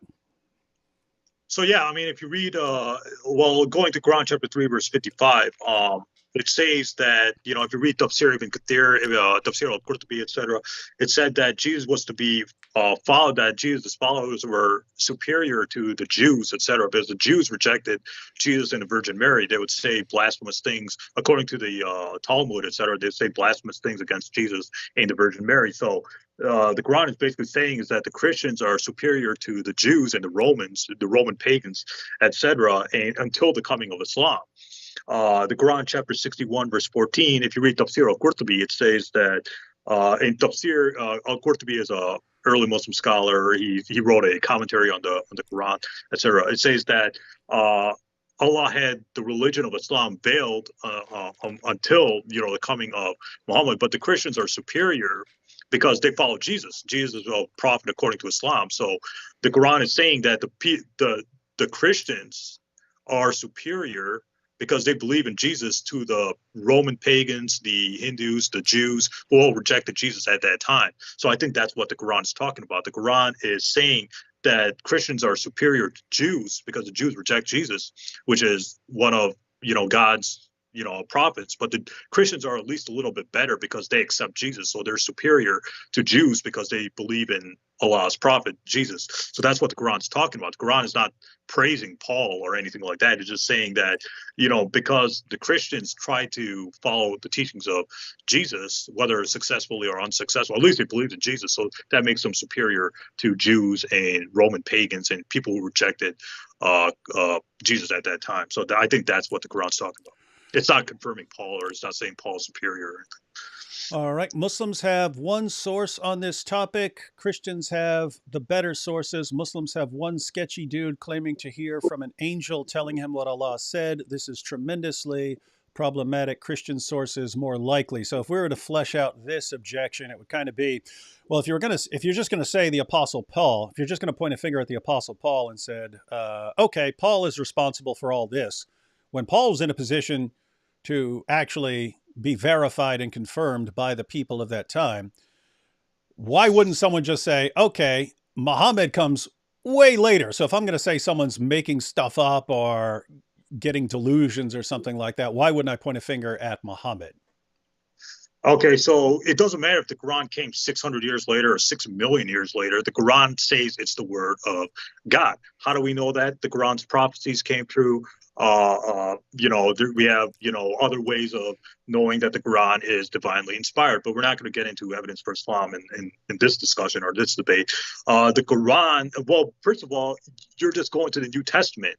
That's what you're talking about, right? The New Testament. But I agree that the New Testament is early, but it's early and it's not reliable because, like I said, I cited Raymond Brown, Craig L. Blomberg earlier in this discussion, that they say that the Gospels are anonymous. They're written by Greek authors, Greek-speaking authors. Jesus spoke Aramaic. That right there, that's a big problem right there, problem of translation, etc. So even Christian scholars are saying the Gospels are unreliable. So if you're saying, well, the New Testament's early, yeah, it's early, but it's not reliable. Just because something is early doesn't mean it's reliable. Just because Ibn Ishaq is early, that doesn't mean he's reliable. Same issue with Islam. I'm not saying Islam sources are vastly superior. Same issue. Ibn Ishaq is early. Yeah, it's early, but it's unreliable. As I've said, I don't know, like 200 times on my channel, I've explained why Ibn Ishaq is not reliable. So I agree that the New Testament is early and there's multiple sources, but it's not reliable because we don't know where it came from. We don't know what their sources were. So how can I trust the New Testament? Why am I going to put my salvation on the line believing these documents written by anonymous Greek authors who had no connection to Jesus? Why am I going to risk burning in hell believing in those documents? I even told this to David Wood. I'm willing to convert to Christianity if someone can prove that the Bible is historically reliable, the New Testament's historical. That hasn't happened, right? I'm still open to that, but that's why I'm putting my faith in God's book, which is the Quran. The Quran can be proven. The New Testament can't. Ooh, the Quran that affirms that Christians have the gospel? We might. I don't know what your views are on that. We might have to save that for a discussion because that one would take a bit of time on what the Quran is actually. The Quran's position. I can respond to that. The Quran's talking about the revealed gospel in Quran chapter 3, verse 3, Quran chapter 5, verse 46. It's not talking about like the New Testament. Hey, let's have a separate live stream on that because. No, let's do evidence for Islam. That's something I really want to do. We could do that too. We could do that too. I'd be interested because I don't know what your arguments are. So yeah, we could do that. It's prophecies and scientific accuracy. But like in the last discussion with Shamoun, I didn't get a chance to do it. But yeah, let's do it. Let's do it. All right. So I got to be off here in about 12 more minutes. Let's just burn through some of these. Islam teaches, and I'm sorry for everyone who put in super chats that I didn't get to. I am on a time constraint today. Well, if I'm talking too much, just cut me off. No, it's fine. I'll just try and get through as many as I can before we have to close out. Islam teaches, and some of these we don't actually need to respond to. Yeah, Islam, I gotta eat dinner and I gotta finish Spider-Man 2. So we'll be off in about 10 or 11 minutes. Islam teaches to follow the straight path, and Jesus said he is the straight path. Stephen the Pelted is rolling in the grave, joking.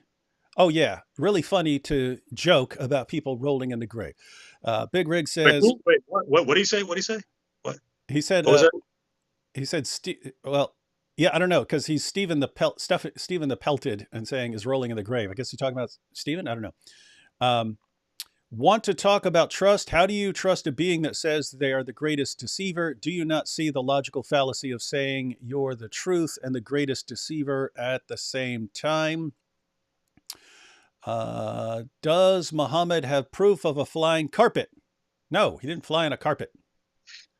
Look up the miracle of Nohad el-Shami from Lebanon and tell me Christ is not Lord. Not sure what that's referring to. I don't know what that is either. It makes sense the New Testament doesn't comment on Peter's death if he was still alive and contributing to it. Also, being internally anonymous doesn't mean we can't see who is unanimously credited externally. Yeah, so they're you have to throw out a lot of tradition from the second and third generations of Christians on the sources, but that'll be a topic for a different day. Carrier thinks Paul and Peter were on the same page about Jesus. Otherwise, Carrier can't argue that the first Christians in the Jerusalem church were worshiping a crucified angel. Yeah, I know Etisham likes Carrier. I've never thought that Carrier was coherent, but yeah, we'll not be able to get through all of that. Yeah, Richard Carrier doesn't like you, David. Oh, really? I have no idea why. Tom here says, great beard. We don't know which beard you're talking about because there are two of us here. Unless you want to say it plural and say great beards, then we're good, both good. If you're talking about comic fan, yeah, that's me. David, you're being very nice to this guy, but he's dishonest, and you cannot have a respectful debate with a guy who's dishonest. Well, I mean, keep in mind, there are two issues. If someone says something you're disagreeing with, or something that you believe is wrong, you can believe that he's sincere but wrong, right? So I can believe that Etisham is wrong, and I can disagree with him, but still believe that he's trying to be right, versus someone who's just like lying. So I would normally assume that someone is being sincere. Is he a Christian or is he an atheist saying that? Is he a Christian? No idea, but yeah, I usually don't judge people's motives until they reveal them. Like you can. I've debated people who are dishonest. I've debated James White. He's dishonest. He's a liar. I've debated Sam Shamoon. He's a liar too. So I've debated what you're saying right now. So I believe that you are wrong on a lot of things. Do you actually believe what you're saying?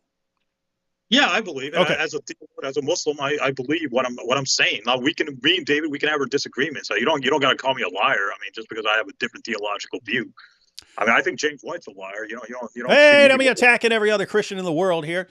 Paul's gospel is of hope. He was condemning God's chosen people to death. He changed his mind for some reason. Wake up, beloved. Etisham is painfully dishonest. He's jumping around. Wait a minute, is that the same guy? No, that's a different guy. That's multiple people saying you're being dishonest.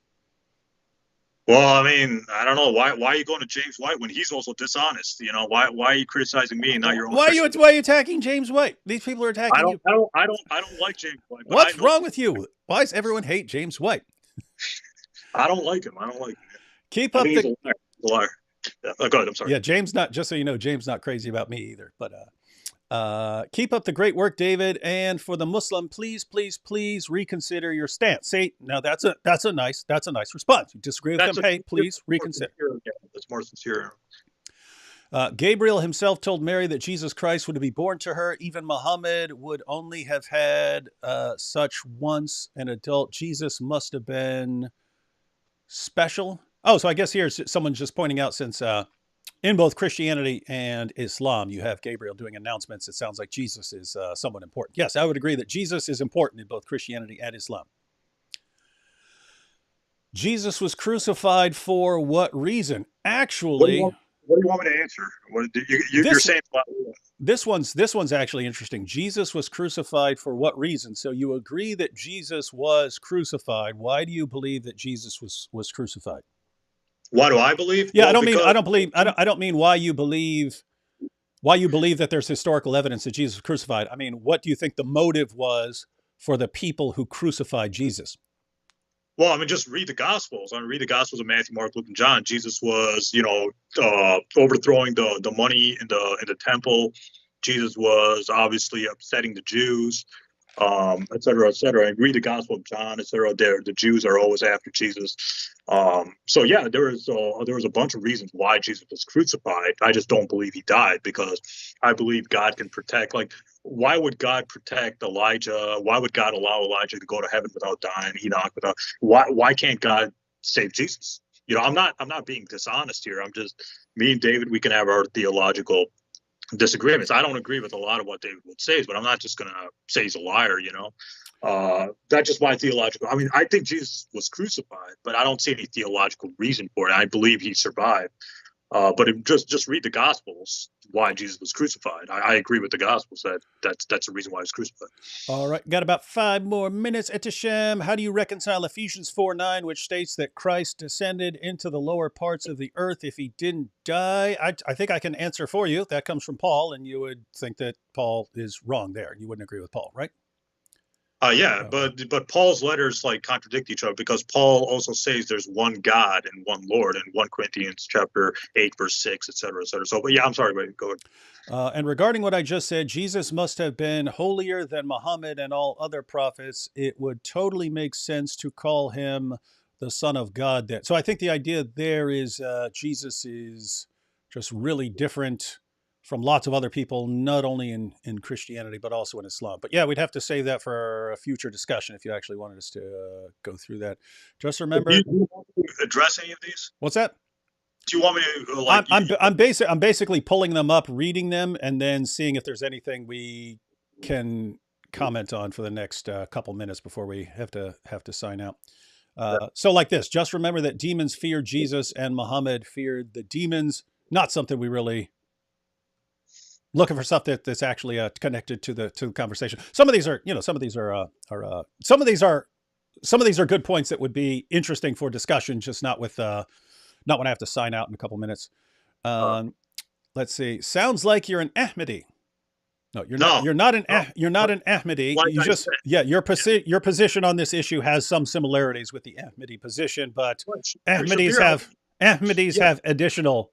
Shabir Ali is not an Ahmadi. He believes in that Jesus was crucified but survived. It was made to appear to them does not mean somebody else was crucified instead of Jesus. Where are you getting that from? Even if you read the Arabic doesn't imply that. So me and Shabir can have our views based on the New Testament and not adhere to the Ahmadi thing. No, I'm not an Ahmadi. I'm a Sunni Muslim.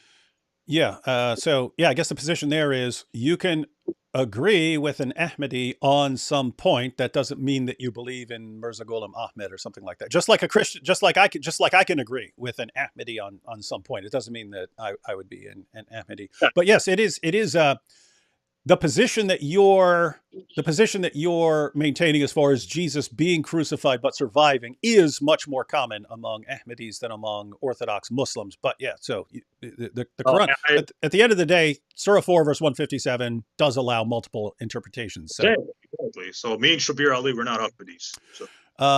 Question for the Muslim theologian: why are you using known atheists such as Richard Carrier for your argument? Richard Carrier would also say Islam is a myth. Just give a heads up.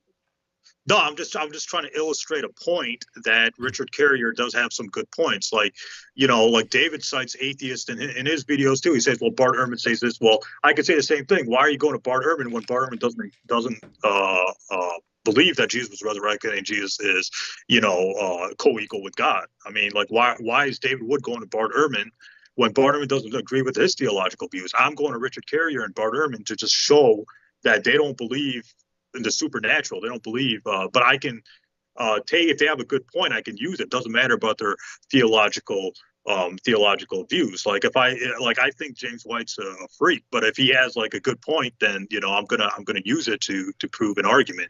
That just me. Not that I. Why you gotta keep taking random shots at James White, man? What's wrong? I don't like him. I don't like him. He's like, him and Shamoon are the worst. Literally, I'll never debate either of them again.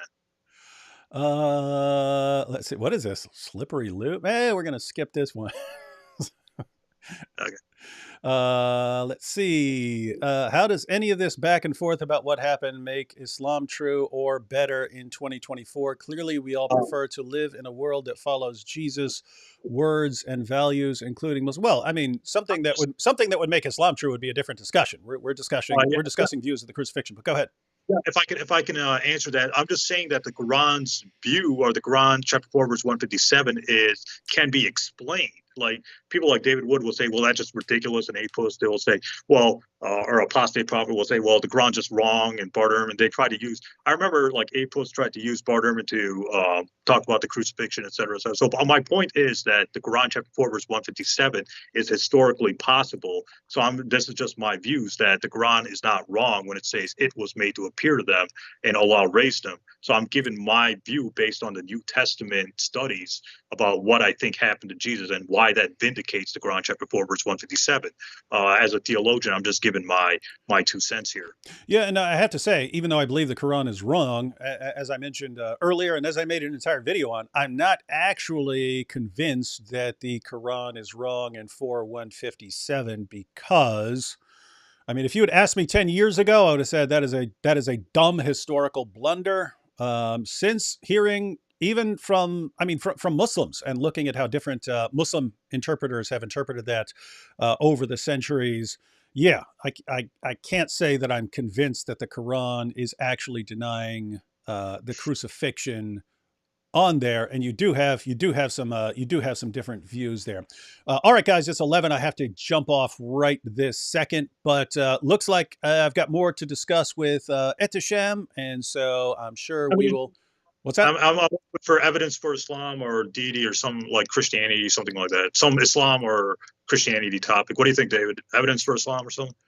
Yeah. Because I mean, even there were even a couple of issues that came up. I'm really interested in the topic of what the Quran is actually saying about the Christian scripture. So I'm interested in that. Evidence for Islam, I'm always interested in because I've just seen like some of the Dawa guys rejecting some of their traditional arguments now. So I'm wondering what the arguments are now. So yeah, we'll be having we'll be having future discussions with Etisham. And notice, guys, we're pretty friendly. We're pretty friendly here. We're pretty friendly when we interact. And so just so everyone knows out there, we can all get along to have discussions. And again, if you'd like to see some of Etisham's videos, go ahead and check the description box, and that'll take you over to his channel. So check out some of his stuff, and if you disagree with him, let him know why. And if you agree with him, then you agree.